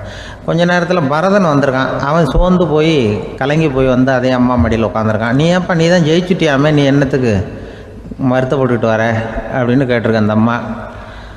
அப்போ பரதன் சொன்னானா, நான் ஜெயிக்கணுங்கிறதுக்காக அண்ணன் விட்டு கொடுத்தாரு, தோத்துட்டாரு, அதனால் எனக்கு வருத்தமாக இருக்குது. உண்மையில் அவர் தான் ஜெயிச்சிருக்க வேண்டியது, எனக்காக விட்டு கொடுத்தாரு அண்ணன், அதனால் நான் வருத்தப்படுறேன்னா. அப்போ அந்த அம்மா சொல்லிச்சான், இப்படி தான் தம்பியினுடைய வெற்றி அண்ணனை சந்தோஷப்படுத்துது, அண்ணனுடைய தோல்வி தம்பியை வருத்தப்பட வைக்குது, இப்படி தான் இருக்கணும் அண்ணன் தம்பின்னா, அப்படி தான் குடும்பத்தில் இருக்கணும்னு சொல்லி அந்த அம்மா சொன்னதாக சொல்லுவாங்க ராமாயண கதை. அதே போல் இப்போ இதில் வரும், நபிகள் நாயகத்தினுடைய பேரர்கள் பாத்திமாவனுடைய பிள்ளைகள் 2 பேர், ஹசன் ஹுசைன் 2 பேர் நபிகள் நாயகத்தினுடைய பேரன்மார்கள். அன்னை பாத்திமாவனுடைய குழந்தைகள். ஹசனும் ஹுசைனும் பேசிக்கிறதே இல்லையா கொஞ்ச நாள். இந்த அம்மாவுக்கு அதை பார்க்குறாங்க, ஏதோ அண்ணன் தம்பிக்குள்ளே ஏதோ தகராறு போல் இருக்கு, ஏன் பேசிக்க மாட்டேங்கிறாங்க அப்படின்னு சொல்லி அந்த பிள்ளைகளை கூப்பிட்டு வச்சு அந்த அம்மா புத்தி சொல்லிச்சான். இதை பாருப்பா, நீ அண்ணன் தம்பிக்குள்ளே இது மாதிரி இருக்கக்கூடாது, உங்கள் பாட்டனார் ஒரு புத்திமதி சொல்லியிருக்காரு, உனக்கு தெரியுமா, ஒரு முஸ்லீம் இன்னொரு முஸ்லீமோடு 3 நாட்களுக்கு மேல் பேசாமல் இருந்தால் அது அவனை கொலை செய்வதற்கு ஒப்பாகும் அப்படின்னு நபிகள் நாயகம் சொல்லியிருக்கார், தெரியுமா உனக்குன்னு அந்த அம்மா சொல்லிச்சான். அப்போ அந்த தம்பிக்காரர் சொன்னாராம், ஹுசைன் சொல்லியிருக்கார், அதுவும் எனக்கு தெரியும், அதே தாத்தா பாட்டனார் என்ன சொல்லியிருக்காருன்னா, அந்த 2 பேரில் யார் முதல்ல சலாம் சொல்கிறாங்களோ, யார் முதல்ல முன்னாடி பேசுகிறாங்களோ அவங்களுக்கு சொர்க்கம் கிடைக்கும், இறைவனுடைய ஆசி கிடைக்கும்னு சொல்லியிருக்கிறார். அந்த ஆசி அண்ணனுக்கு கிடைக்கட்டுமேங்கிறதுக்காக நான் பேசாமல் இருக்கிறேன் அப்படின்னா. அந்த ராமனும் பரதனும் எப்படி இருந்தாங்களோ அப்படி தான் ஹசனும் ஹுசைனும் இருந்திருக்கிறார்கள். அந்த பாசம்தான் குடும்பத்தில் வேணும். இப்போ எப்படின்னா, ஒரு 600 வருஷத்துக்கு முன்னாடி மனுஷனுக்கு இருந்த நெருக்கடி இருக்குது பாருங்கள், ஒரு 600 வருஷத்துக்கு முன்னாடி மனுஷனுக்கு எவ்வளோ நெருக்கடி இருந்ததோ அதுபோல் 40 பங்கு இப்போ அதிகமாகிட்டு தான் கண்டுபிடிச்சி சொல்லியிருக்கிறாங்க. அவ்வளவு நெருக்கடிக்கு மத்தியில் நாம் வாழ்ந்துக்கிட்டு இருக்கிறோம். ஒரு 600 வருஷத்துக்கு முன்னாடி என் தலையில் 1 கிலோ வச்சுக்கிட்டு நின்னேன்னு வைங்க, இப்போ 40 கிலோ வச்சுக்கிட்டு நிற்கிறேன். அப்படி ஒவ்வொரு மனுஷனுக்கும் வாழ்க்கையில் நெருக்கடி அதிகமாக போச்சு. இப்போ இந்த நெருக்கடியில் முன்னாடிலாம் யாரோ ஒருத்தர் தான் தியானம் பண்ணுவாங்க. தியானம்னா ஒருத்தர் 2 பேர் காட்டுக்கு போய் தியானம் பண்ணிகிட்டு இருப்பாங்க 600 வருஷத்துக்கு முன்னாடி. இப்போ வீட்டுக்கு வீடு தியானம் நடக்குது. ஏன்னா அந்தளவுக்கு வாழ்க்கையில் ஒரு நிம்மதி வேணும் அப்படின்னு சொல்லி பண்ணிட்டாங்க. அதுக்கு தான் இயற்கை கொடுத்துருக்கிற ஒரு இயற்கையான வைத்தியம்தான் சிரிப்புங்கிறது. இதை பற்றி பெரியவங்கள்லாம் இப்போ ஆராய்ச்சி பண்ணிகிட்டு இருக்கிறாங்க. சிரிப்புங்கிறது நாம் பிறந்து ஒரு 6 மாதத்தில் தான் முதல் தடவையாக விவரமாக சிரிக்க ஆரம்பிக்கிறோமா. நம்ம பிறந்து 6 மாதத்துக்கு, அதாவது முதல் தடவை சிரிக்க ஆரம்பிக்கிறது ஒரு 6ஆவது வாரம், 1.5 மாதத்தில் தான் குழந்தை விவரமாக சிரிக்க ஆரம்பிக்குது. அப்புறம் அப்படியே சிரிக்க ஆரம்பிக்கிறோமா. அதையெல்லாம் இப்போ கணக்கு எடுத்துருக்குறாங்க. ஒரு குழந்தை ஒரு நாளைக்கு 200 தடவை சிரிக்குதான் ஒரு குழந்தை. பெரியவங்கள்லாம் 15 தடவை சிரிக்கிறாங்களாம். 200 தடவை சிரிச்சுக்கிட்டு இருந்த நாம் அப்படியே குறைஞ்சி 15 ஆகிட்டு. அதனால தான் இருதய நோயெல்லாம் வருது, ஹார்ட் அட்டாக்லாம் வருதுன்னு கண்டுபிடிச்சிருக்கிறாங்க. 200 சிரிப்புக்கு அது இயல்புத்தன்மை, மனுஷனுடைய இயல்புத்தன்மை சிரிக்கிறது. அதுக்கு ஜோக்கே தேவைப்படாது. ஆனால் இப்போ காலங்காலமாக நாம் என்ன போதிக்கப்பட்டு வந்திருக்கிறோம்னா, சிரிப்புங்கிறது ஒரு பாவமான செயல். ஒரு முதலாளிக்கு முன்னாடி தொழிலாளி சிரித்தா மரியாதை குறைச்சல், ஒரு கணவனுக்கு முன்னாடி மனைவி சிரித்தா மரியாதை குறைச்சல், அது மாதிரி ஒரு வாத்தியாருக்கு முன்னாடி பையன் சிரித்தா மரியாதை குறைச்சல், ஒரு ஆஃபீஸருக்கு முன்னாடி பியூனு சிரித்தா மரியாதை குறைச்சல், இப்படின்னு சொல்லி சிரிப்புங்கிறது ஏதோ மரியாதை குறைவான செயல்னு காலங்காலமாக நாம் போதிக்கப்பட்டு வந்திருக்கிறோம். இப்போ மரபு ரீதியாகவே அந்த சிரிப்பு நம்மகிட்ட சிறைப்பட்டுருக்கு தான், அடங்கி போச்சு. அந்த சிறைப்பட்டிருக்கிற சிரிப்பை வெளியில் கொண்டு வர்றதுக்கு தான் ஜோக்குன்னு ஒரு சாவியை போட வேண்டியிருக்கு. வேறு இந்த ஜோக்குக்கும் சிரிப்புக்கும் சம்மந்தம் இல்லை. அதை ஏற்கனவே இருக்கிறத வெளில கொண்டு வரதுக்கு ஒரு சாவி மாதிரி உபயோகப்படுதுன்னு இப்போ அதை பற்றி ஆராய்ச்சி பண்ணுறவங்களாம் சொல்கிறாங்க. ஏன்னா சிரிப்புக்கு ஜோக்கு தேவைப்படாது. இப்போ ஒரு குழந்தை தொட்டிலில் படுத்துருக்குன்னு வைங்களேன், குழந்தை தொட்டிலில் இருக்குது, அது முகத்துக்கிட்ட போய் ஒரு கிளுகிழுப்பை ஆட்டுங்க சிரிக்கும். அந்த கிளுகிழுப்பை சத்தமே சிரிக்க வைக்கிறதுல அதுதான் மனுஷனுடைய இயல்புத்தன்மை. அது என்ன ஜோக்காது? சத்தம். ஒரு கிளுகிழுப்பையை கொண்டு போய் குழந்தை முகத்துக்கிட்ட ஆட்டினா சிரிக்குதே, அதுதான் இயல்புத்தன்மை. அதே கிளுகிழுப்பையை ஒரு தாத்தா மூஞ்சிக்கிட்ட ஆட்டுங்க கோவம் வந்துடும், அடிக்க வருவார். என்னடா விளையாட்டு இது அப்படிம்பாரு. ஏன்னா அவர் சிரிச்சுக்கிட்டு இருந்தவர், அப்படி இருந்தவர் ஒரு காலத்தில். ஒரு கிளுகிழுப்பைக்கு சிரித்தவர் ஒரு காலத்தில் இப்போ கோவப்படுறாருன்னா அந்த அளவுக்கு நம்ம மாறி போயிட்டே வந்துக்கிட்டு இருக்கிறோம். அதனால் அந்த இயல்புத்தன்மை மாறாமல் இருக்கணுங்கிறது ரொம்ப முக்கியம். அதுக்காக எல்லோரையும் குழந்தையாக்க முடியாது. மனுஷன் எல்லோரும் இனிமேல் வயசுங்கிறது கூட ஆகிட்டே தான் இருக்கும். அதுக்காக குறைச்சிக்கிட்டே போக முடியாது. அதுக்கு யாராவது மருந்து கண்டுபிடிச்சாதான் உண்டு. ஆனால் ஒருத்தர் மருந்து கண்டுபிடிச்சாராம், சொல்லுவாங்க. ஒரு டாக்டர் ஒரு மாத்திரை கண்டுபிடிச்சாராம். ஒரு மாத்திரை சாப்பிட்டா ஒரு வயசு குறையும், ஒரு மாத்திரை சாப்பிட்டா ஒரு வயசு குறையும் அப்படின்னு ஒரு மாத்திரையை கண்டுபிடிச்சிருக்காரு. ஒரு பாட்டி அம்மா, 90 வயசு பாட்டி, அது போயிருக்கு. அதே டாக்டர்கிட்ட போய், ஐயா எனக்கு ஒரு பாட்டில் மாத்திரை கொடுங்க, இந்த வயசு குறையிற மாத்திரை அப்படின்றது. அவர் ஒரு பாட்டில் கொடுத்தாரு மாத்திரை. பாரும்மா பாட்டியம்மா, ஒரு மாத்திரை சாப்பிட்டா ஒரு வயசு குறையும், எடுத்துகிட்டு போகணும்னு கொடுத்துருக்காரு டாக்டர். இந்த 90 வயசு பாட்டி எடுத்துகிட்டு வீட்டுக்கு வந்துட்டு மறுநாள் அதே டாக்டர்கிட்ட போயிருக்கு. 30 வயசு பொண்ணாக போச்சான். 30 வயசு பொண்ணாக மாறி அதே டாக்டர்கிட்ட போயிருக்கு. இடுப்பில் ஒரு கை குழந்தை, அது சட்டை கிட்ட போடாமல் கெட்டவரில் வாயில் வச்சுட்டு உட்காந்துருக்கு. நேராக டாக்டர்கிட்ட போய், டாக்டர் நேற்று வந்தேன், ஏதோ ஒரு மாத்திரை சாப்பிட்டா ஒரு வயசு குறையினீங்க, நான் ஏதோ ஒரு ஆர்வத்தில் ஒரு 30-40 மாத்திரை சாப்பிட்டேன், இப்படி ஆகிட்டேன் அப்படின்னு. இப்போ டாக்டர் சொல்லியிருக்காரு, இதுக்கு ஏமா வருத்தப்படுற, எல்லோரும் வயசு குறையணும்னு தான் நினைக்கிறாங்க, உனக்கு வயசு குறைஞ்சிட்டுது, நீ சந்தோஷப்படு, இதுக்கே மறுபடியும் என்னட்ட வந்திருக்கிற அப்படின்னாரான் டாக்டர். அப்போ அந்த அம்மா சொல்லித்தேன், அதை என்னை பற்றி பரவாயில்ல டாக்டர், என் இடுப்பில் பாருங்கள் கை குழந்தை, இது சட்டை கிட்ட போடாமல் உட்காந்துருக்கு, கட்டவரில் வாயில் வச்சுட்டு உட்காந்துருக்கு, இது ரொம்ப ஆர்வத்தில் ஒரு 70 மாத்திரையை சாப்பிட்டு விட்டுது, இது என் வீட்டுக்காரரு. இவர் இடுப்பை விட்டு கீழே இறங்க மாட்டேங்கிறாரு. நான் எதையாவது கொடுத்து இனிமேதான் வயசை கூட்டி இறக்கி விடுவேன் டாக்டர் அப்படின்னு தான். அவர் ஏதோ நமக்கும் இதுக்கும் சம்மந்தம் இல்லைங்கிறது மாதிரி கட்டாரில் வச்சுட்டு அவர் பாட்டு உட்காந்துருக்கார். ஏதோ நமக்கு இந்த உலகமே இல்லை, நமக்கு சம்மந்தம் இல்லைங்கிற மாதிரி உட்காந்துருக்கார். இப்படியே நான் தூக்கிட்டு எங்கே அலையிறது அப்படின்னு தான். அதனால் வயசை குறைக்கிறது இயற்கைக்கு விரோதமாக நாம் பண்ண முடியாது. ஆனால் இந்த இயல்பு தன்மை மாறாமல் வச்சுக்கலாம். குழந்தை மாதிரி மாற முடியாதே தவிர அந்த குழந்தை தன்மையோடு வாழறதுக்கு கற்றுக்கணும். அதுதான் வாழ்க்கையில் இன்பமாக வாழறதுக்கு வழி. குழந்தைத்தனமாக இருக்கக்கூடாது, குழந்தை தன்மையோடு இருக்கணும்னு சொல்லுவாங்க. குழந்தை தன்மைங்கிறது வேறு, குழந்தைத்தனம்ங்கிறது வேறு. அப்படி ஒரு மாத்திரை கண்டுபிடிச்சிட்டா இப்போ யாராவது ஒருத்தவங்க இடுப்பில் குழந்தைய தூக்கிட்டு போனால் போய் கேட்கணும், ஏம்மா இது ஏன் வீட்டுக்காரரா உன் குழந்தையா அப்படின்னு கேட்டு அதுக்கப்புறம் அவருக்கு வணக்கம் சொல்லணும். இப்படிலாம் ஆகிடும் நிலைமை. இயற்கையை நம்ம மாற்ற முடியாது, அதுக்கு தகுந்தாப்புல தான் நாம் பண்ணணும்.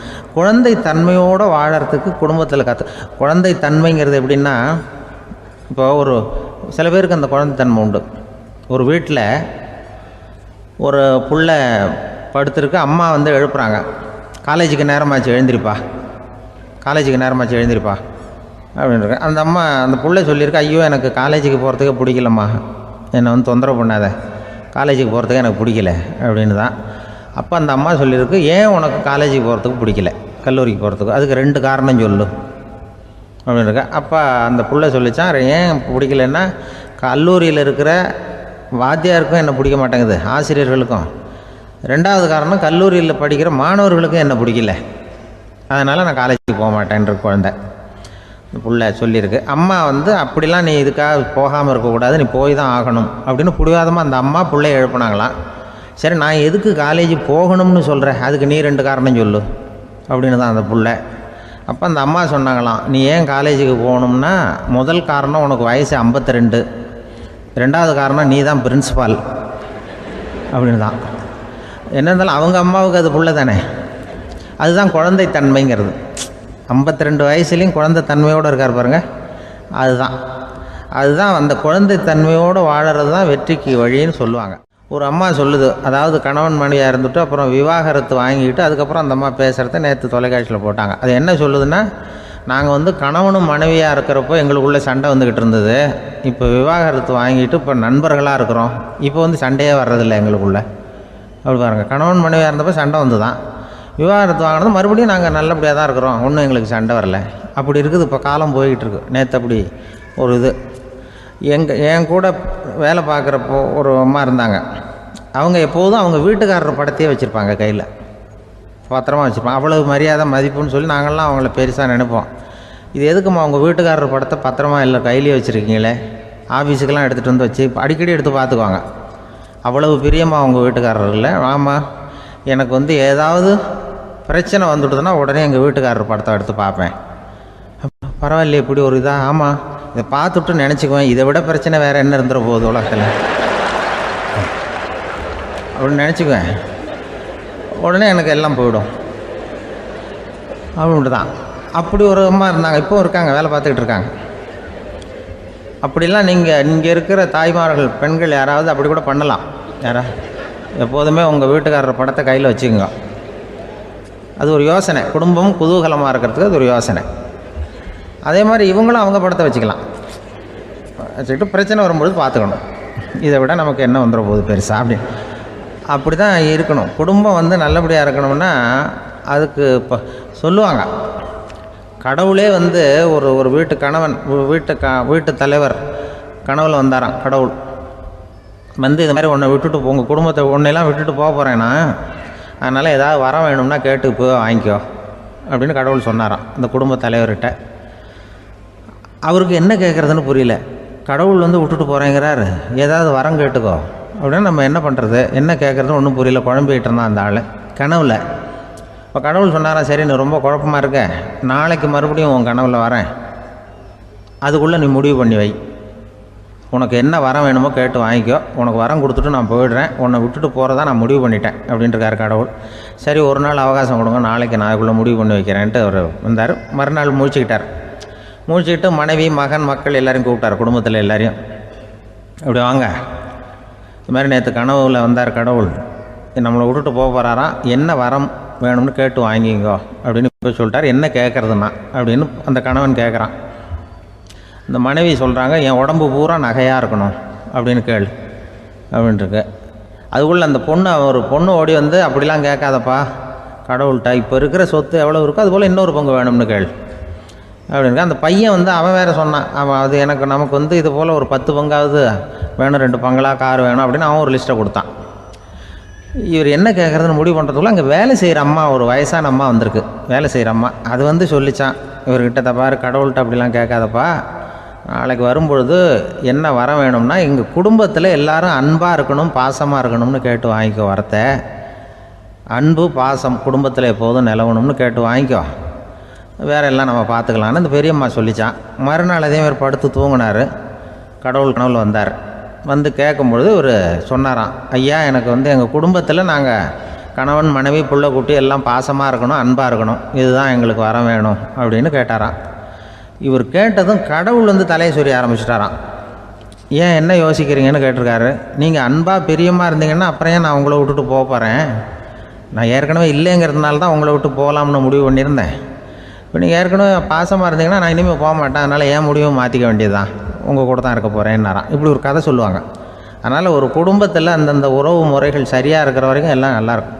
அங்கே தான் இறைவன் வாழும் இல்லம்ங்கிறாங்களே, அதுதான் அதில் அந்த குடும்ப தலைவருங்கிறவர் கணவன் அப்படிங்கிறதுனால அவருக்கு தான் பொறுப்பு. அவருக்கு நிறைய சகிப்புத்தன்மை வேணும், கோபம் வரக்கூடாது, யார் என்ன சொன்னாலும் போகணும். சில கணவன்மார்கள் எது சொன்னாலும் மனைவி தட்டுறதில்லை, அங்கே போனால் போவாங்க, எதுக்கு போக சொல்கிறேன்னு கேட்குறதில்ல, போகிறது, இங்கே வான்னா வர்றது.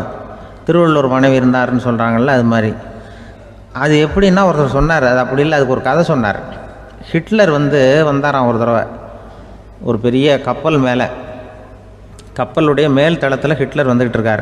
ஒரு இங்கிலீஷ் கேப்டன் எதிரில் நிற்கிறான். அவனுக்கு பெரிய ஆச்சரியம், இந்த ஆள் எப்படி இப்படி ஒரு தனி மனிதனாக இருந்துக்கிட்டு உலகத்தையே இப்படி இந்த பாடுபடுத்துகிறார் அப்படின்னு சொல்லி, உன்னுடைய வெற்றிக்கு என்ன காரணம்னு கேட்டாராம் அந்த இங்கிலீஷ் கேப்டன்.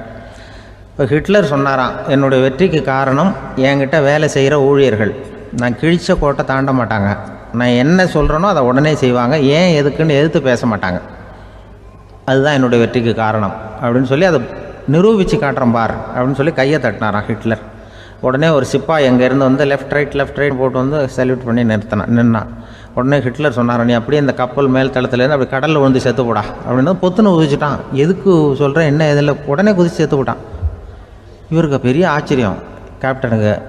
ஹிட்லர் சொன்னார், இதுதான் என்னுடைய வெற்றி காரணம், தப்பார் இன்னொருத்தனை கூப்பிட்றேன் அப்படின்னு தட்டினா இந்த பக்கத்துலேருந்து ஒருத்தன் வந்தான், லெஃப்ட் ரைட் வந்து நின்னா, நீ இப்படி குதிச்சு செத்து போடா அப்படின்னு பொத்துன்னு குதிச்சுட்டான். எதுக்கு போக சொல்கிறீங்கன்னு ஒன்றுமே கேட்கல, குதினா உடனே குதிச்சுட்டான்.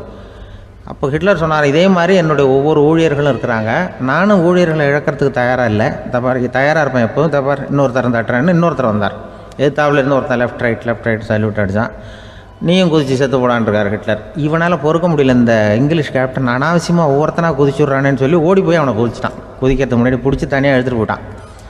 தனியாக எடுத்துகிட்டு போய் அந்த சிப்பாய்கிட்ட கேட்டாரான் அந்த இங்கிலீஷ் கேப்டன், ஏன்ப்பா அந்த ஆள் குதிக்க சொல்கிறான்னா நீ ஏன் எதுக்குன்னு கேட்குறது இல்லையா, உடனே குதித்து செத்து போகிறீங்களே, இதெல்லாம் என்ன அநியாயம் அப்படின்ட்டுருக்கான் அந்த இங்கிலீஷ் கேப்டன் கையை பிடிச்சிக்கிட்டு. உடனே அந்த சிப்பாய்க்கு கோவம் வந்துட்டு தான், உடையா கையை, இவன்ட்ட வேலை பார்க்குறத விட உழுந்து செத்து போகலான்னு நான் குதிக்கிறான், என்ன அனாவசியமாக எதுக்கே இருக்க சொல்கிறேன் அப்படின்னு சொல்லி குதிச்சுட்டானா.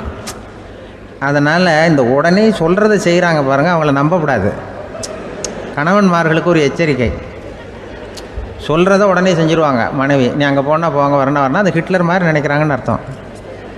இதுகிட்ட பேசிக்கிட்டு இருக்கிறத விட சொல்கிறத செஞ்சுட்டு போடுவோமே, அப்படி சமாளிக்கிற கணவன்மார்கள் உண்டு.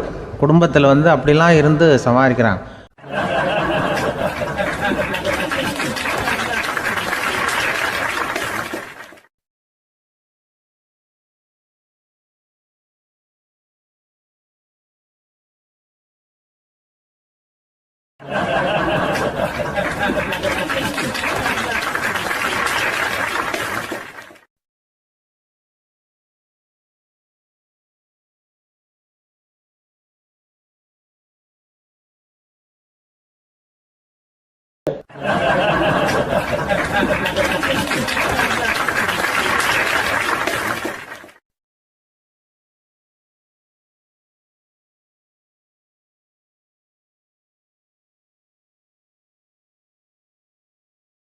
ஒரு பெரிய கிராமம்.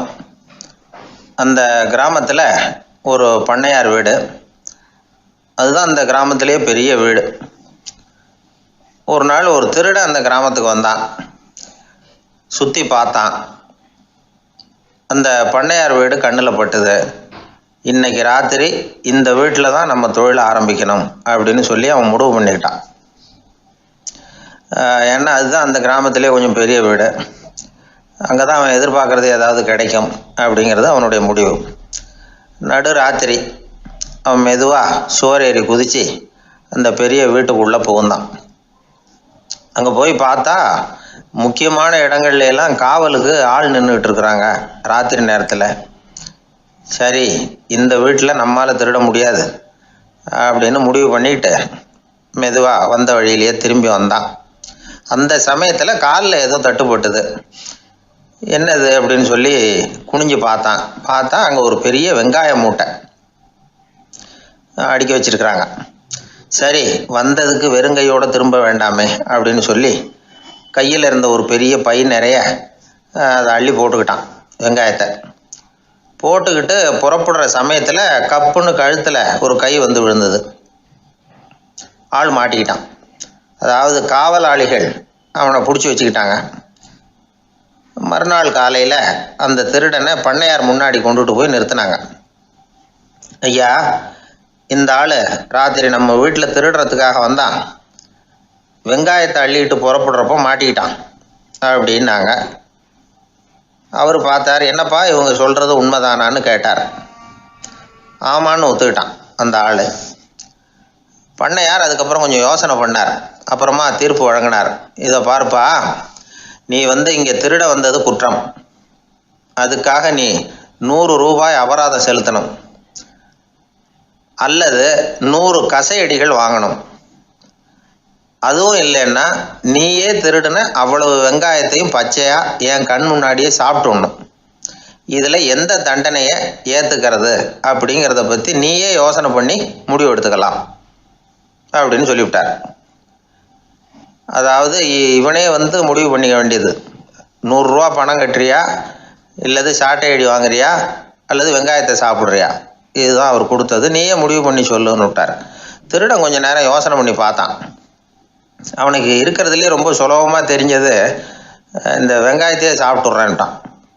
ஐயா, நான் இந்த வெங்காயத்தையே சாப்பிட்டுட்றேன், அதுதான் எனக்கு கொஞ்சம் சுலபமாக தெரியுதுன்னா சரின்னு விட்டார் பண்ணையார்.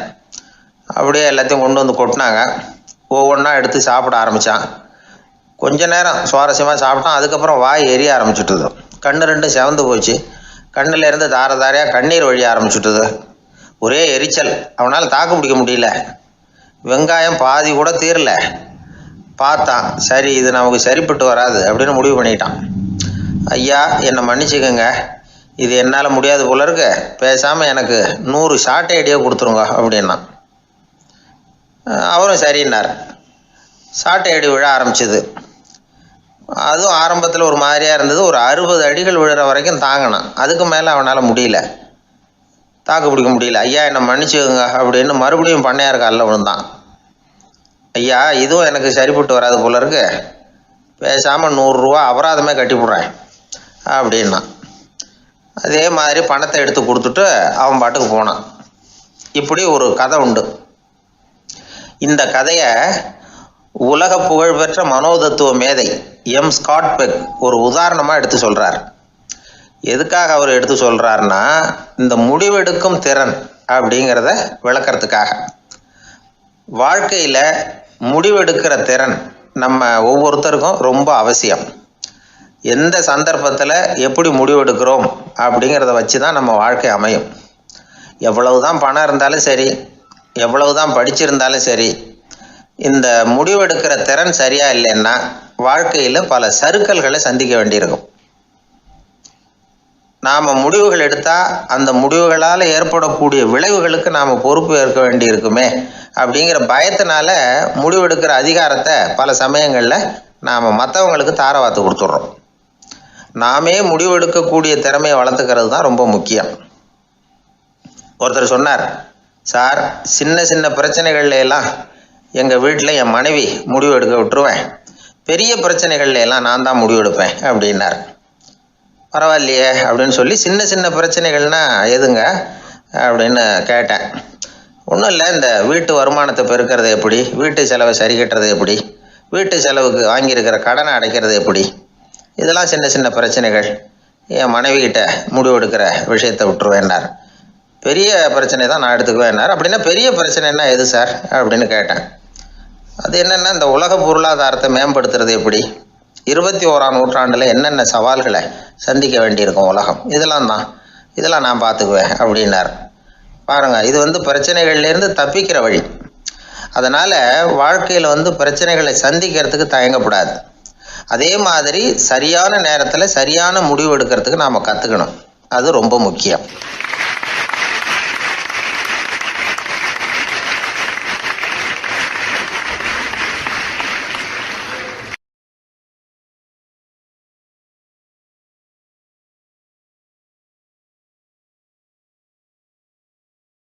வாழ்க்கையில் வெற்றி பெற என்ன வழி, இது ஒரு முக்கியமான கேள்வி. இதுக்கு எல்லாரும் பொதுவாக சொல்கிற ஒரு பதில், உழைச்சா வெற்றி பெறலாம் அப்படிங்கிறது தான். வாழ்க்கையில் வெற்றி பெற உழைப்பு மட்டும் இருந்தால் போதாது, நேர்மையும் வேணும் அப்படிங்கிறார் பால் ஹாஃப்மேன். இவர் யார் தெரியுமா? இவர் ஒரு பெரிய பொருளாதார நிபுணர். 2வது உலகப் போர் முடிஞ்ச சமயம் அப்போ இவர் அமெரிக்காவின் நிதி ஆலோசகராக இருந்தார். தன்னுடைய வாழ்க்கையில் நடந்த பழைய நிகழ்ச்சி ஒன்று அவர் சொன்னார். இளம் வயசில் படித்து முடித்ததும் அவர் வேலை தேடிக்கிட்டு இருந்தாராம். அப்போது ஒரு கால்நடை வைத்தியர்கிட்ட போய் வேலை கேட்டிருக்கார். இவர் அங்கே போன சமயத்தில் அந்த டாக்டர் தன்னுடைய பழைய கார் ஒன்றை விற்பனை செய்யறதுக்காக வேற ஒருத்தர்கிட்ட பேரம் பேசிக்கிட்டு இருந்தார். வாங்க வந்தவர் இவர்கிட்ட அந்த காரை பற்றின விவரம்லாம் கேட்டுக்கிட்டு இருந்தார். கார் நல்ல நிலைமையில் இருக்குமா அப்படிங்கிற கவலை அவருக்கு. எல்லா விவரங்களையும் கேட்டுக்கிட்டு அவர் கடைசியாக சொன்னார், டாக்டர், இந்த காரை நீங்களே என்னுடைய ஊருக்கு ஓட்டிகிட்டு வர வேண்டியது. கார் எந்த ரிப்பேரும் ஆகாமல் என்னுடைய ஊருக்கு சேர்ந்துட்டுதுன்னா அங்கேயே நான் பணம் கொடுத்து இந்த காரை வாங்கிக்கிறேன் அப்படின்னார். நம்ம கார் அவ்வளோ தூரத்துக்கு வழியில் எந்த கோளாறும் இல்லாமல் போய் சேருமா அப்படிங்கிற சந்தேகம் டாக்டருக்கு. அவர் என்ன செஞ்சார் தெரியுமா? தன்கிட்ட வேலை கேட்டு வந்திருந்த இளைஞர் பால் ஹாஃப்மேனை கூப்பிட்டார். அவர்கிட்ட சொன்னார், இதை பாருப்பா, இந்த காரை நீ அவருடைய ஊர் வரைக்கும் நல்லபடியாக ஓட்டிகிட்டு போய் சேர்த்துட்டீன்னா உனக்கு நான் வேலை கொடுத்து விட்றேன். அது மட்டும் இல்லை, காரு விற்கிற தொகையில் கமிஷனும் கொடுக்குறேன், என்ன சம்மதமா அப்படின்னு கேட்டார். ஹாஃப்மேன் யோசனை பண்ணார். அதுக்கப்புறம் சரின்னு சொல்லி சம்மதிச்சார். கொஞ்ச நேரத்தில் அவரும் கார் வாங்க வந்தவரும் புறப்பட்டாங்க. இவர் ரொம்ப சிரமப்பட்டு வழியில் எங்கேயும் நிறுத்தாமல் காரை ரொம்ப சாமர்த்தியமாக ஓட்டிகிட்டு போய் சேர்த்துட்டார். இவரை அழைச்சிக்கிட்டு வீட்டுக்குள்ளே போனார். அப்புறம் கேட்டார், இதை பார்ப்பா, இப்போ சொல்லு, இந்த காரோட நிலைமை இப்போ எப்படி இருக்குது? உண்மையிலேயே இது நல்ல நிலைமையில் இருக்குதா? உன்னுடைய மனசாட்சிப்படி பதில் சொல் அப்படின்னார். இவரும் உடனே காரு நல்ல நிலைமையில தான் இருக்குது அப்படின்னு சொல்கிறதுக்கு வாயை திறந்தார். அதுக்குள்ளே பார்வை எதிரில் உள்ள சுவர் மேலே பட்டுது. அங்கே இயேசுநாதர் படம் ஒன்று மாட்டியிருந்தாங்க. அதுக்கு அடியில் எழுதியிருந்த வாசகம் என்னன்னா, நீ பேசும் ஒவ்வொரு வார்த்தையையும் இயேசு கவனித்து கொண்டிருக்கிறார் அப்படின்னு இருந்தது. அந்த வரிகளை பார்த்தார். உடனே காரு சரியில்லை அப்படிங்கிற உண்மையை சொல்லிவிட்டார். இவர் இப்படி சொன்னதும் இவரை ரொம்ப ஆச்சரியமாக பார்த்தார். இவர்கிட்ட இருந்த நேர்மை அவரை சிந்திக்க வச்சது. உன்னுடைய நேர்மையை பாராட்டுறேன், உனக்கு கமிஷன் கிடைக்கணுங்கிறதுக்காகவே நான் இந்த காரை வாங்கிக்கிறேன்னார். இப்போ அவர் திகைச்சு போய் நின்னார். மறுபடியும் அவர் சொன்னார், நீ காரை ஓட்டிகிட்டு வரும்பொழுதே உன்னுடைய திறமையை பார்த்தேன், உனக்கு விருப்பம் இருந்தால் நீ என்கிட்டயே வேலைக்கு சேர்ந்துடலாம் அப்படின்னார். பால் ஹாஃப்மேன் அவர்கிட்ட வேலைக்கு சேர்ந்தார். படிப்படியாக முன்னேறினார். கடைசியில் பார்த்தீங்கன்னா அமெரிக்காவினுடைய நிதி ஆலோசகராக ஆனார். அதுக்கப்புறம் அவர் அந்த பழைய சம்பவத்தை எப்பவும் மறக்கிறதில்ல, அடிக்கடி சொல்கிறது உண்டு. அதனால் இதிலேருந்து நாம் தெரிஞ்சுக்க வேண்டியது என்னென்னா, வாழ்க்கையில் முன்னுக்கு வரணும்னா உழைப்பு மட்டும் போதாது, நேர்மையும் வேணும். ஆனால் இந்த காலத்தில் சிலருடைய நேர்மை நமக்கு ஆச்சரியமாக கூட இருக்கும். ஒருத்தர் புஸ்தக கடை வச்சுருந்தார். ரொம்ப நேரமாக தேடி ஒரு புத்தகத்தை கையில் எடுத்தார். அதுக்கு பில் போட சொன்னார். அந்த புத்தக கடைக்கு வந்த இன்னொருத்தர் பில் போடுறவர், சார் இந்த புத்தகம் மகா அறுவை, மகா மட்டம், இது வேணாம் உங்களுக்கு, வேற ஏதாவது ஒன்று பாருங்கன்னார். புத்தக கடை வச்சிருக்கிறவரே இப்படி சொன்னார். வாங்க வந்தவர் இவர் ஆச்சரியமாக பார்த்தார். உங்கள் நேர்மையை பாராட்டுறேன், அது சரி, இந்த புத்தகத்தை ஏற்கனவே நீங்கள் படித்து பார்த்துட்டீங்களான்னு கேட்டார். அதை படித்து வேற பார்க்கணுமான்னார். அப்புறம் எப்படி இது மகாமட்டம்னு சொல்கிறீங்க அப்படின்னார். அதை எழுதினவனே நான் தான் சார் அப்படின்னார் அவர். இது ஒரு விதமான நேர்மை, நேர்மையை ஒத்துக்கிறது. எப்படி இருந்தாலும் வாழ்க்கையில் உழைப்பும் நேர்மையும் உயர்வதற்கு வழிகள். உழைப்பை விட நேர்மை முக்கியம் அப்படிங்கிறத புரிந்து கொண்டால் வாழ்க்கையில் வெற்றி நிச்சயம்.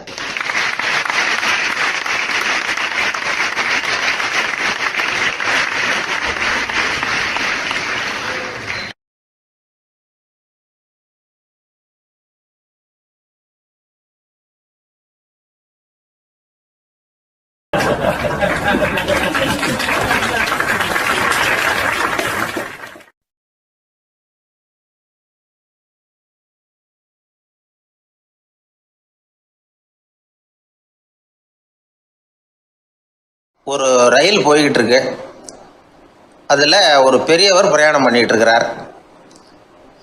எதிரில் ஒரு பெரிய அதிகாரி, ஐஏஎஸ் ஆஃபீஸர் உட்காந்துருக்கிறார். ரெண்டு பேருக்கும் முன்ன பின்ன அறிமுகம் இல்லை. அவர் வேற யாரோ, இவர் வேற யாரோ. ஒரே ரயிலில் பிரயாணம் பண்ணிகிட்டு இருக்கிறாங்க. அதுவும் எதிர்த்த இருக்கையில். ஏதோ ஒரு நகரத்தில் வண்டி நின்றுது. ரெண்டு பேரும் கீழே இறங்கினாங்க. பெரியவர் ஒரு ட்ரங்கு பெட்டியோட கீழே இறங்கினார். அந்த அதிகாரி கையில் ஒரு சின்ன பெட்டி.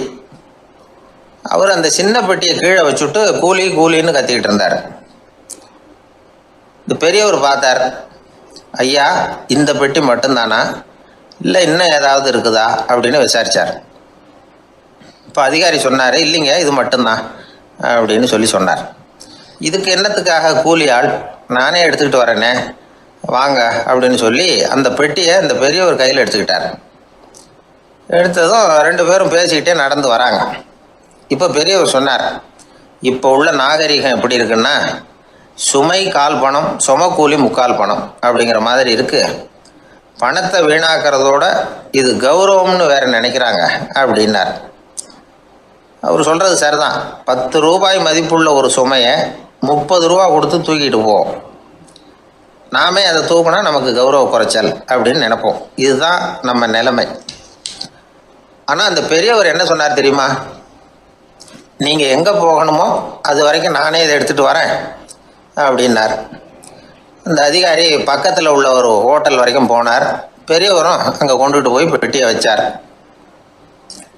உடனே அந்த பெரிய அதிகாரி அவருக்கு பணம் கொடுக்கறதுக்காக பர்ஸை எடுத்தார்.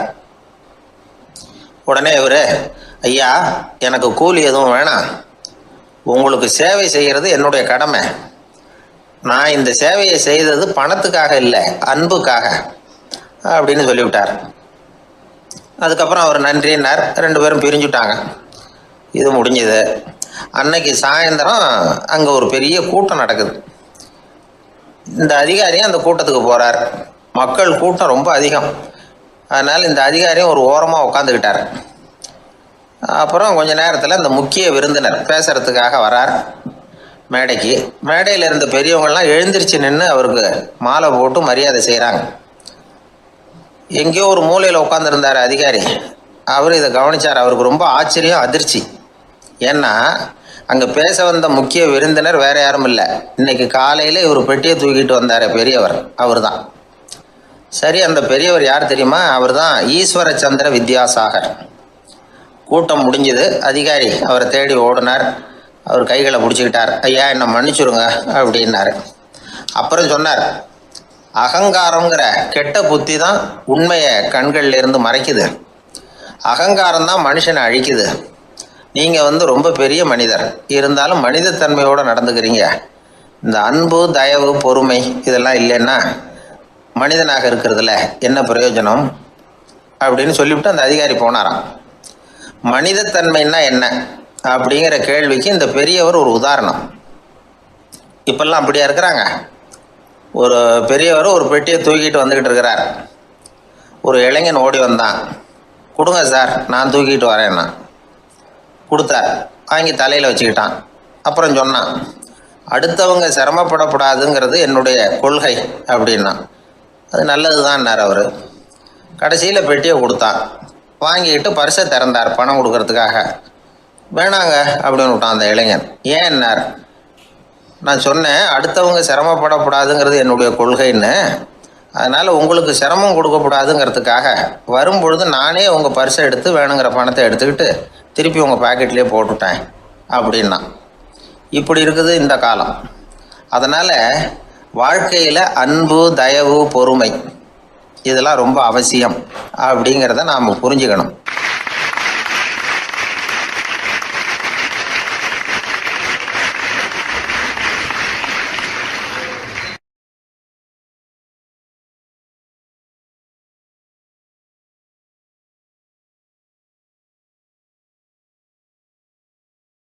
ஒரு பூங்கா, அங்கே ஒருத்தர் நின்றுட்டு இருக்கிறார்.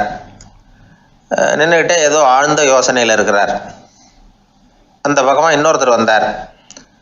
இவரை கவனித்தார். என்ன யோசனைன்னு கேட்டார். எப்படி எழுந்திருக்கிறதுன்னு யோசனை பண்ணிகிட்டு இருக்கிறேன்னார் அவர். கேட்டவருக்கு ஒரு மாதிரி ஆகிட்டுது. ஏற்கனவே நின்றுக்கிட்டு இருக்கிற ஒருத்தர் எப்படி எழுந்திரிச்சு நிற்கிறதுன்னு யோசிக்கிறாருன்னா அது ஆச்சரியம் தானே. அதுக்கப்புறம் இவர் யோசிக்க ஆரம்பித்தார். என்ன இவர் இப்படி பேசுகிறாரு அப்படின்னு. கீழே விழுந்தால் தானே எழுந்திரிச்சு நிற்க முடியும். அதனால் எழுந்திரிக்கணும்னு நினைக்கிறவங்க முதல்ல கீழே விழணும். இவர் முதல்ல கீழே விழணும், அதுக்கப்புறம் தான் எழுந்திருக்கிறது எப்படின்னு சிந்திக்க முடியும். இந்த உலகத்தில் எல்லாருமே கீழே விழுந்து எழுந்தவர்கள் தான். இப்போ இந்த குழந்தை பருவத்தில் கீழே விழாமல் நடைபயில கற்றுக்கிட்டவங்க யாராவது உண்டா? சின்ன வயசில் ஒரு தடவை கூட கீழே விழலை சார், அப்படியே பிறந்தார், வளர்ந்தார், பெரியவர் ஆயிட்டார் அப்படின்னு யாரையும் சொல்ல முடியாது. அதனால் மனுஷங்கிறவன் விழுந்து புரண்டு எழுந்து தான் நடக்க கற்றுக்கிறான். ஒரு உண்மையை நாம் எல்லாரும் புரிஞ்சுக்கணும். இந்த உலகத்தில் தவறு செய்யாத மனிதர்களே யாரும் கிடையாது. அப்படி இருக்கிறப்போ எப்போதாவது நாம் தவறு பண்ணிவிட்டோம்னா அதுக்காக மனசு உடஞ்சி போயிடக்கூடாது, வாழ்க்கையில் வெறுப்பு வந்துடக்கூடாது. ஒரு தவறு நடந்துவிட்டுதா அதுக்காக மனசு உடஞ்சி போடாதீங்க, அதை ஒரு பாடமாக எடுத்துக்கங்க. அதே தவறு மறுபடியும் நடக்காமல் வேணும்னா பார்த்துக்கலாம், அது போதும். தடைக்கல்ல படிக்கல்லாம் மாற்றிக்கணும். இதுதான் இதில் முக்கியம். ஒரு அலுவலகம், அங்கே ஒரு அதிகாரி, அவர் உயர்ந்த பதவியில் இருந்தார். சிறந்த நிர்வாகின்னு பேர் வாங்கினவர் அவர். அவர் தனக்கு கீழே வேலை செய்கிறவங்க கிட்டெல்லாம் சொல்லுவாராம், இந்த நிறுவனத்தில் நீங்கள் எத்தனை தடவை வேணும்னாலும் தவறுகள் செய்யலாம். ஆனால் ஒரே விஷயம் என்னென்னா, ஒரே தவறை மறுபடியும் செய்யக்கூடாது, அது முக்கியம் அப்படிம்பாரான். இதை மேம்போக்காக பார்த்தா அவர் ஏதோ தன்னுடைய ஊழியர்களை தவறு செய்ய தூண்டுறது மாதிரி தெரியும். ஆனால் உண்மை அப்படி இல்லை. இன்னைக்கு என்ன நடக்குது தெரியுமா? அநேகமாக எல்லா மனிதர்களுமே ஒரே தவறை தான் மறுபடியும் மறுபடியும் செய்கிறாங்க. விளையாட்டு வீரர்கள் ஒரே மாதிரியான தவறுகளை திரும்ப திரும்ப செய்கிறது உண்டு. கணக்கு எழுதுகிறவங்கள பாருங்கள், ஒரே தப்பை மறுபடியும் மறுபடியும் செய்வாங்க.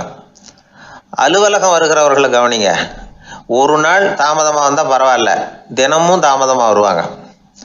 இது மாதிரி செய்த தவறையே திரும்ப திரும்ப செய்கிறதுக்கு என்ன காரணம் அப்படின்னா, சோம்பல், ஞாபக மறதி, கவனக்குறைவு, தன்னுடைய திறமை பேரில் அளவுக்கு மீறிய நம்பிக்கை, இப்படி இதில் ஏதாவது ஒரு காரணமாக இருக்கலாம் அப்படிங்கிறாங்க இது பற்றி ஆய்வு செய்கிற வல்லுநர்கள். ஒரு தடவை செஞ்ச தவிர மறுபடியும் செய்கிறது இல்லைன்னு முடிவு செஞ்சுக்கிட்டு அதை செயல்படுத்த கற்றுக்கணும். அது போதும், வாழ்க்கை வெற்றிகரமாக அமையும் அப்படிங்கிறாங்க அந்த அனுபவசாலிகள். அதனால் வெற்றிகரமாக வாழ்க்கையில் நடைபோட விரும்பும் இளைஞர்கள் தவிர்க்க வேண்டியது என்னென்னா, முதல்ல சோம்பலை தவிருங்கள், சுறுசுறுப்பாக இயங்குங்கள் அப்படிங்கிறது அவங்க அறிவுரை. ரெண்டாவது, ஞாபக மறதி, எந்த செயல்லையும் ஈடுபாடு வேணும், அக்கறை வேணும்.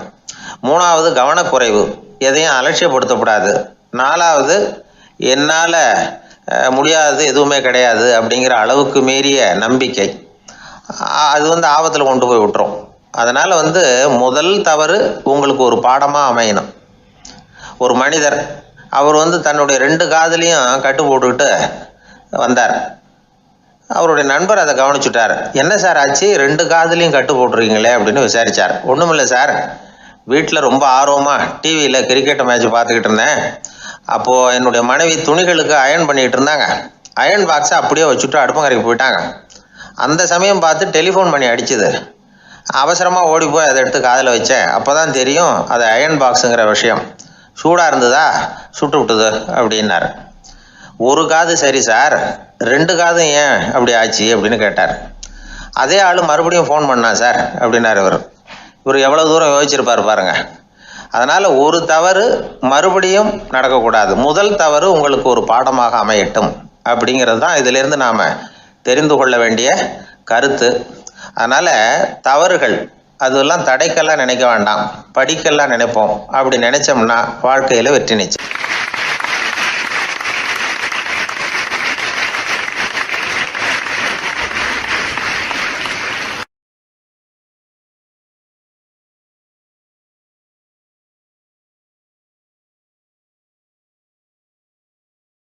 ஒரு மனிதர் அவர் யாருக்கிட்டே தொலைபேசியில் பேசிகிட்டு இருக்கிறார்.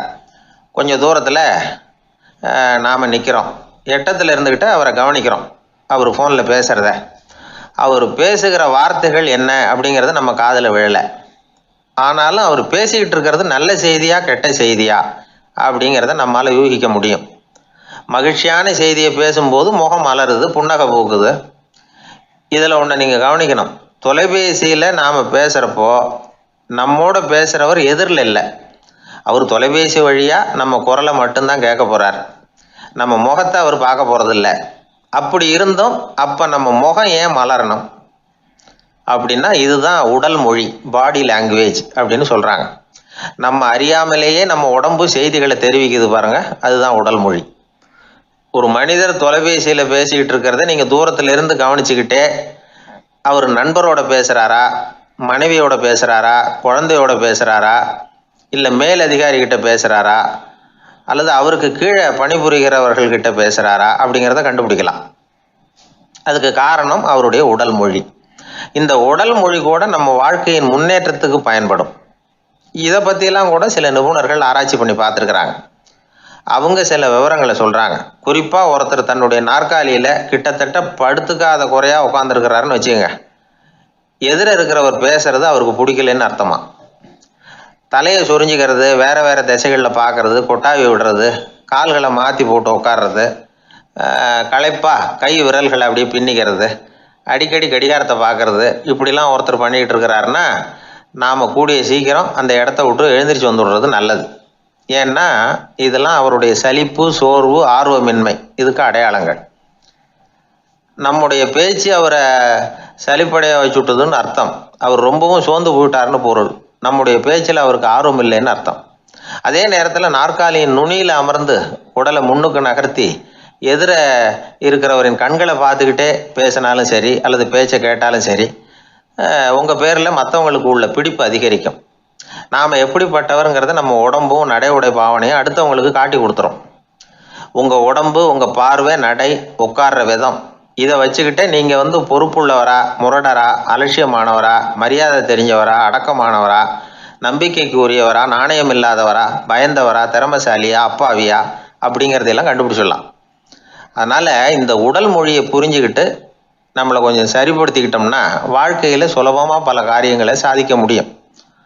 ஒரு மனநல மருத்துவமனை, அங்கே ஒருத்தர் ஒரு நாற்காலியில் உட்காந்துக்கிட்டு கார் ஓட்டுறது மாதிரி அப்படி பாவனை பண்ணிகிட்டு இருந்தார். ஸ்டியரிங்கை திருப்புறது மாதிரி, பின்னாடி வர்ற வண்டியை நிற்க சொல்கிறது மாதிரி, அப்புறம் இவர் ஒதுங்கிக்கிட்டு அவருக்கு வழி விடுறது மாதிரி, இப்படிலாம் சேட்டைகள் பண்ணிக்கிட்டு இருந்தார் மனநல மருத்துவமனையில். இதை பார்த்துக்கிட்டு இருந்த ஒருத்தர் பக்கத்தில் இருந்த இன்னொருத்தர்கிட்ட கேட்டார், இவர் ஏன் இப்படி பண்ணுறாரு, இவருக்கு ஏன் அப்படி வந்தது நிலைமை அப்படின்னு சொல்லி அவர் விசாரித்தார். அப்போ அவர் விவரம் சொன்னார். வேறு ஒன்றும் இல்லைங்க, இவருக்கு கார் ஓட்டணும்னு ஆசை ரொம்ப காலமாக, அது நிறைவேறாமல் போயிட்டுது. அதுக்கப்புறம் அவர் மனநோயாளியை மாறிட்டார். இங்கே அழைச்சிட்டு வந்தாங்க. இங்கே அழைச்சிட்டு வந்ததுலேருந்து அப்படி தான் பண்ணிகிட்டு இருக்கிறார். அவர் கார் ஓட்டுறது மாதிரிலாம் பாவனை பண்ணிகிட்டு இருப்பார், திருப்புறது மாதிரி பண்ணுவார், பின்னாடி வர்றவங்களுக்கு இடம் விடுவார், இப்படிலாம் செய்கிறார் அப்படின்னு விவரம் சொன்னாங்க. நீங்கள் சொல்லப்படாதா, இப்போ நீங்கள் கார் ஓட்டல, வெறும் நாற்காலியில் தான் உட்காந்துருக்குறீங்க அப்படின்னு நீங்கள் சொல்லப்படாதா அவருக்கு அப்படின்னு கேட்டாங்க. அது முடியாதுங்க, ஏன்னா அந்த காரை கழுவுறதுக்காக அவர் தினமும் எனக்கு 10 ரூபா கொடுத்துக்கிட்டு இருக்கிறார் அப்படின்னாராம் அங்கே வேலை செஞ்சுக்கிட்டு இருந்த ஒருத்தர். அதனால் வாழ்க்கையில் நாம் இந்த உடல் மொழியை புரிஞ்சுக்கணும். உடல் மொழிங்கிறது இப்போ ஆரம்பத்தில் சொன்னது மாதிரி அந்த தொலைபேசியில் பேசுகிறவங்கள தூரத்திலேருந்து பார்த்தாவே அவர் யாருக்கிட்ட பேசுகிறார், என்ன பேசுகிறாருன்னு தெரியும். நம்ம முகத்தை நல்லா வச்சுக்கணும். உடல் மொழியை நம்ம புரிஞ்சுக்கிட்டு பயன்படுத்த ஆரம்பித்தோம்னா எந்த முயற்சி பண்ணினாலும் அதில் வெற்றி நிச்சயம்.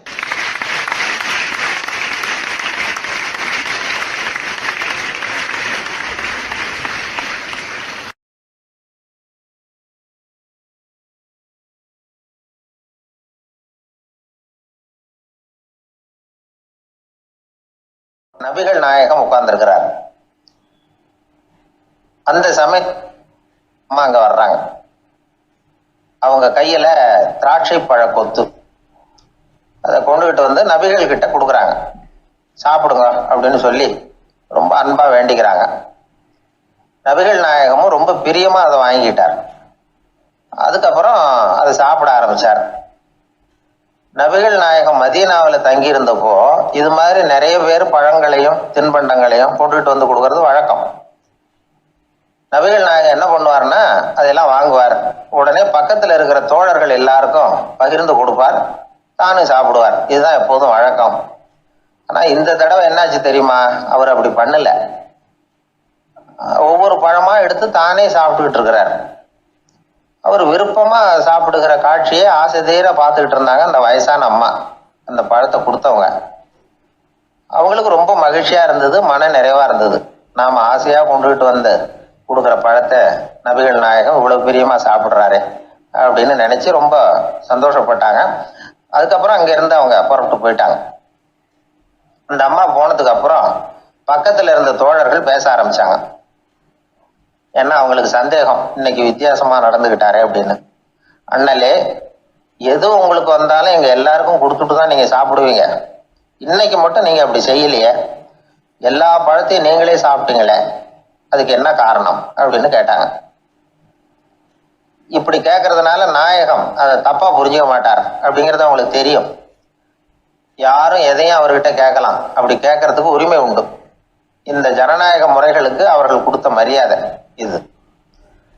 தோழர்களின் கேள்விக்கு நபிகள் பதில் சொல்ல ஆரம்பிச்சார். நண்பர்களே, அந்த அம்மா ரொம்ப பிரியமா அந்த பழங்களை என்கிட்ட கொண்டுகிட்டு கொடுத்தாங்க. முதல்ல ஒரு பழத்தை எடுத்து வாயில போட்டு பார்த்தேன், அது ரொம்ப புளிப்பா இருந்தது, சாப்பிடுறது ரொம்ப கஷ்டம். உங்ககிட்ட யாருக்காவது அதை கொடுத்துருந்தா அதுல வாயில போட்டதும் புளிப்பு தாங்காம முகம் சுழிச்சிருப்பீங்க. அதை அந்த அம்மா பார்த்துட்டாங்கன்னா வருத்தப்பட்டிருப்பாங்க. ஆசையாக கொண்டுகிட்டு வந்து நமக்கு கொடுத்துருக்குறாங்க. அவங்க அன்பான மனசை நோகடிக்கிறதுக்கு நான் விருப்பப்படலை. அதனால் முகம் சுளிக்காமல் சாப்பிடணுமேங்கிறதுக்காகத்தான் அந்த பழங்கள் பூராவே நானே சாப்பிட்டுட்டேன் அப்படின்னு புன்முறுவலோட பதில் சொன்னாராம் நபிகள் நாயகம். இன்னொருத்தர் மனசு புண்படக்கூடாதுங்கிறதுக்காக புளிப்பையும் இனிப்பாக ஏற்றுக்கொள்ளுகிற பண்பாடு இருக்கு பாருங்க, அது ஒரு பெரிய நாகரிகம். அது எல்லாருக்கும் சுலபமாக வந்துடாது. நல்லா இருக்கிற பழத்தையே என்ன இவ்வளவு மோசமாக இருக்குன்னு சொல்லுகிறவர்கள் தான் நம்மகிட்ட அதிகம். இந்த காலத்தில் இல்வாழ்க்கையில் இந்த நாகரிகத்தை சில பேர் கடைபிடிக்கிறது உண்டு. நல்லா இருக்க இல்லையோ முகம் சுளிக்காம சாப்பிட்ருவாங்க. ஏன்னு கேட்டால், எதுக்காக சார் வீண் வம்பு, ஏதோ நமக்குன்னு கொடுத்து வச்சது அவ்வளவுதான் அப்படின்னு நினச்சிக்கிட்டு போக வேண்டியது தானே அப்படிம்பாங்க. இவங்கெல்லாம் கூட ஒரு விதத்தில் பண்பாடு தெரிஞ்சவர்கள் தான். ஒரு ஆள் ஊரெலாம் சுற்றி விட்டு கடைசியில் அழுத்து போய் ஒரு ஹோட்டலுக்குள்ளே நுழைஞ்சானான். ரொம்ப களைப்பாக இருந்தது அவனுக்கு. அதனால் ரொம்ப களைப்படைஞ்சு போய் ஒரு நாற்காலியில் போய் உட்காந்துருக்கிறான். இவனை பார்த்ததும் சர்வர் ஓடி வந்தார். சார் உங்களுக்கு என்ன வேணும்னு கேட்டார். எனக்கு தேவை 2 தோசையும் கொஞ்சம் அன்பான வார்த்தைகளும் அப்படின்னா. சர்வர் உள்ளே போனார். 2 தோசையை கொண்டாந்து வச்சார். அன்பான வார்த்தை கேட்டனே அப்படின்னா இவன். சர்வர் ரொம்ப பணிவாக குனிஞ்சு இவன் காதோரமாக சொன்னார், ஐயா இந்த தோசையை சாப்பிட்றாதீங்க, புளிச்சு போன பழைய மாவு அப்படின்னார். இது பாருங்க, அன்பான வார்த்தையும் 2 தோசையும் கேட்டார், கொண்டாந்து கொடுத்துட்டார். இப்படி இருக்கிறவர்களும் இன்றைய மனிதர்கள்ல அதிகம். அதனால மனிதர்கள் ஒவ்வொருத்தரும் ஒவ்வொரு விதம். நம்ம கிட்ட பிரியமா நடந்துகிறவர்கள் மனம் கோணும்படி நாம் நடந்து கொள்ளக்கூடாது அப்படிங்கிறது தான் நபிகள் நாயகம் அவருடைய செயல் மூலமா நமக்கு உணர்த்தி இருக்கிற வாழ்வியல் உண்மை.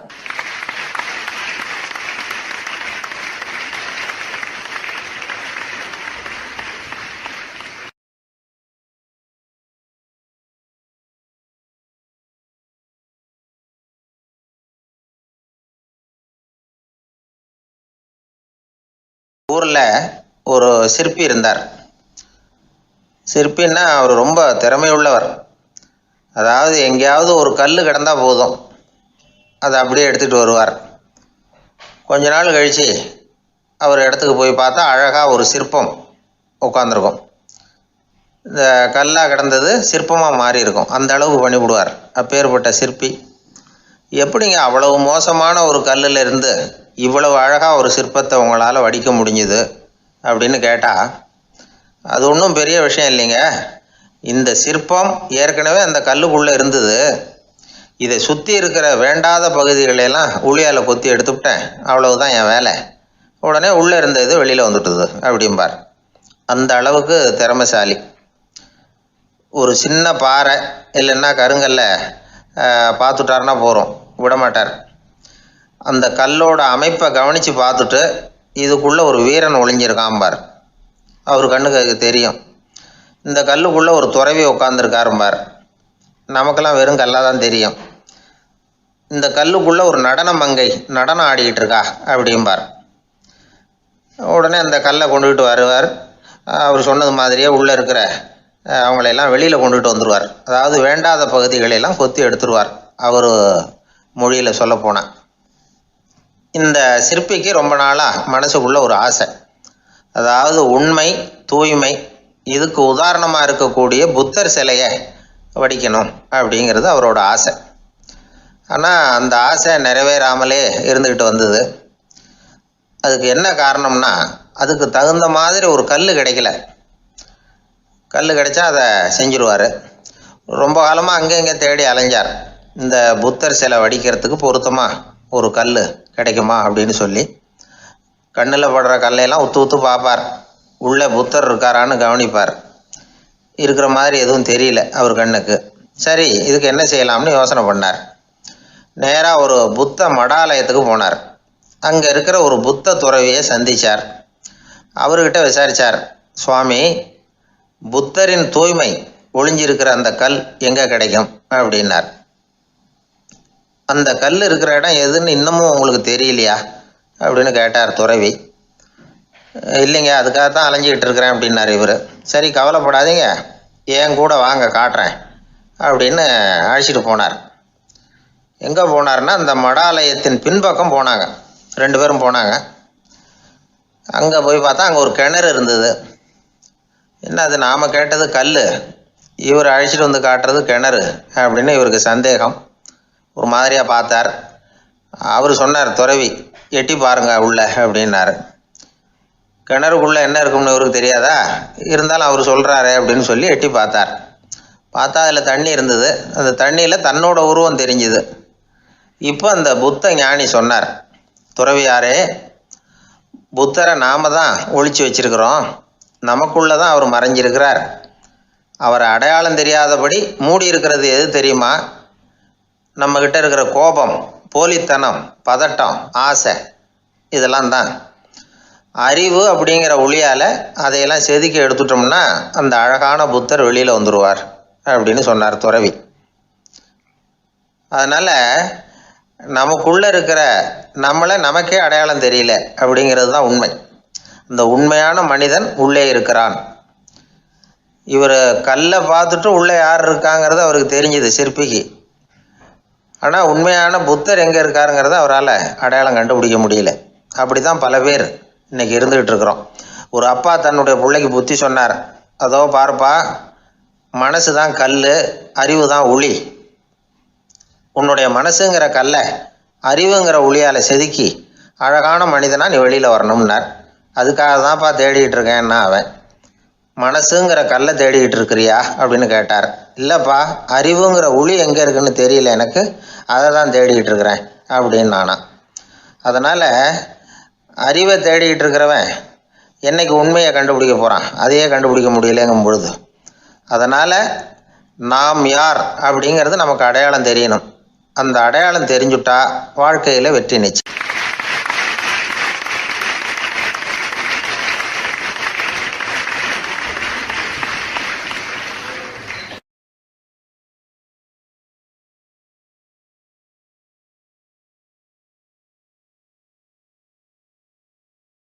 ஒரே ஒரு ஊரில் ஒரு ராஜா இருந்தார், ரொம்ப நல்லவர்.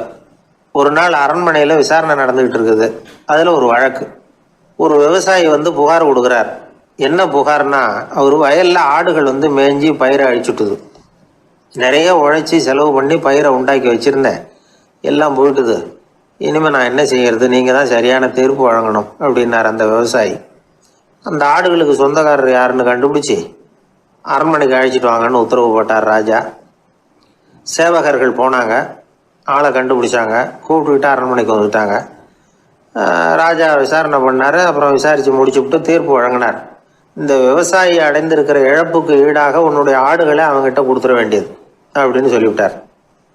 உன்கிட்ட இருக்கிற ஆடு பூரா அவன்கிட்ட கொடுத்துரு, அந்த ஆட்டுனால் ஏற்பட்ட இழப்பு சரியாக போகட்டும் அப்படின்னு தீர்ப்பு வழங்கிட்டார்.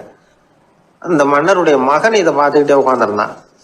இந்த தீர்ப்பை இன்னும் கூட சிறப்பாக வழங்கலாமே அப்படின்னு நினச்சான். அப்பாக்கிட்ட சொன்னான். உடனே அந்த அரசர், சரி நீயே இதுக்கு சரியான தீர்ப்பு சொல்லு அப்படின்னார். அந்த இளவரசன் தீர்ப்பு சொல்கிறான். அவன் சொன்ன தீர்ப்பு என்னன்னா, உங்ககிட்ட இருக்கிற ஆடுகள் எல்லாத்தையும் 1 வருஷ காலத்துக்கு அந்த விவசாயிகிட்ட ஒப்படைச்சிட வேண்டியது. அந்த 1 வருஷத்துக்குள்ள அந்த ஆடுகள் போடுற குட்டிகள், பால், எரு எல்லாம் விவசாயி எடுத்துக்க வேண்டியது. 1 வருஷத்துக்கு அப்புறம் உங்களுடைய ஆடுகளை நீங்களே திருப்பி வாங்கிக்க வேண்டியது. இதுதான் இளவரசன் சொன்ன தீர்ப்பு. இது சரியான தீர்ப்பு தான், இனிமேல் என்னுடைய அரச பொறுப்புகளை இளவரசர் வசம் ஒப்படைக்கிறேன் அப்படின்னு சொல்லி ஒப்படைச்சுட்டாராம். அதாவது தாவூத் நபி, சுலைமான் நபி இவர்களுடைய சரித்திரத்தில் இந்த சம்பவம் காணப்படுறதாக ஒரு நண்பர் சொன்னார். ஒரு தண்டனையை பெறுகிறவன் அதுக்கு பிறகு சமூகத்தில் நல்ல விதமாக வாழறதுக்கு வாய்ப்பு இருக்கிறது மாதிரி அமையணும் தீர்ப்பு. அதுக்கு இது ஒரு உதாரணம். சில தீர்ப்புகள் எப்படி அமைஞ்சு விடுதுன்னா, ஒரு தண்டனையை அனுபவித்து முடித்தவன் அதுக்கப்புறம் இந்த சமூகத்தில் நல்லவனாக வாழறதுக்கு நினச்சா கூட அதுக்கு தகுதி இல்லாதவன் அப்படிங்கிற அளவுக்கு சூழ்நிலை அமைஞ்சிருது. இது சிந்திக்க வேண்டிய ஒரு செய்தி. இன்னொரு ஊரில் ஒரு ராஜா இருந்தார். அவர் ஒரு நாள் ஒரு போட்டி வச்சார். என்ன போட்டின்னா, அரண்மனை வாசலில் ஒரு பெரிய நீச்சல் குளம், அதில் நிறைய விஷப்பாம்புகள். எந்த இளைஞன் துணிச்சலாக அதில் நீச்சல் குளத்தில் குதித்து நீந்தி கரையேறி வர்றானோ அவனுக்கு 100 ஏக்கர் நிலம் பரிசாக வழங்கப்படும். அது வேணாம்னா 1000 ஆடுகள் பரிசாக வழங்கப்படும். அதுவும் வேணான்னா என்னுடைய மகளை வந்து கல்யாணம் பண்ணிக்கலாம். இதுதான் மன்னருடைய அறிவிப்பு. பரிசுலாம் நல்லா தான் இருக்குது. இருந்தாலும் பாம்புகள் உள்ள குளம்ங்கிறது நல்லா இல்லையே. அதனால் யாரும் அதில் குதித்து நீஞ்சறதுக்கு முன் வரல. இருந்தாலும் திடீர்னு ஒரு இளைஞன் அந்த நீச்சல் குளத்தில் குதிச்சான். நீந்தினா ஒரு வழியாக கரையேறி வந்துட்டான். மன்னருக்கு ரொம்ப மகிழ்ச்சி. நீ தான் தைரியமான இளைஞன், வா இப்படின்னு கூப்பிட்டார். கிட்ட வந்தான். அந்த இளைஞன் தண்ணீர் சொட்ட சொட்ட வந்து நிற்கிறான். சரி, உனக்கு 100 ஏக்கர் நிலம் வேணுமான்னு கேட்குறார். வேண்டாங்கிறான்.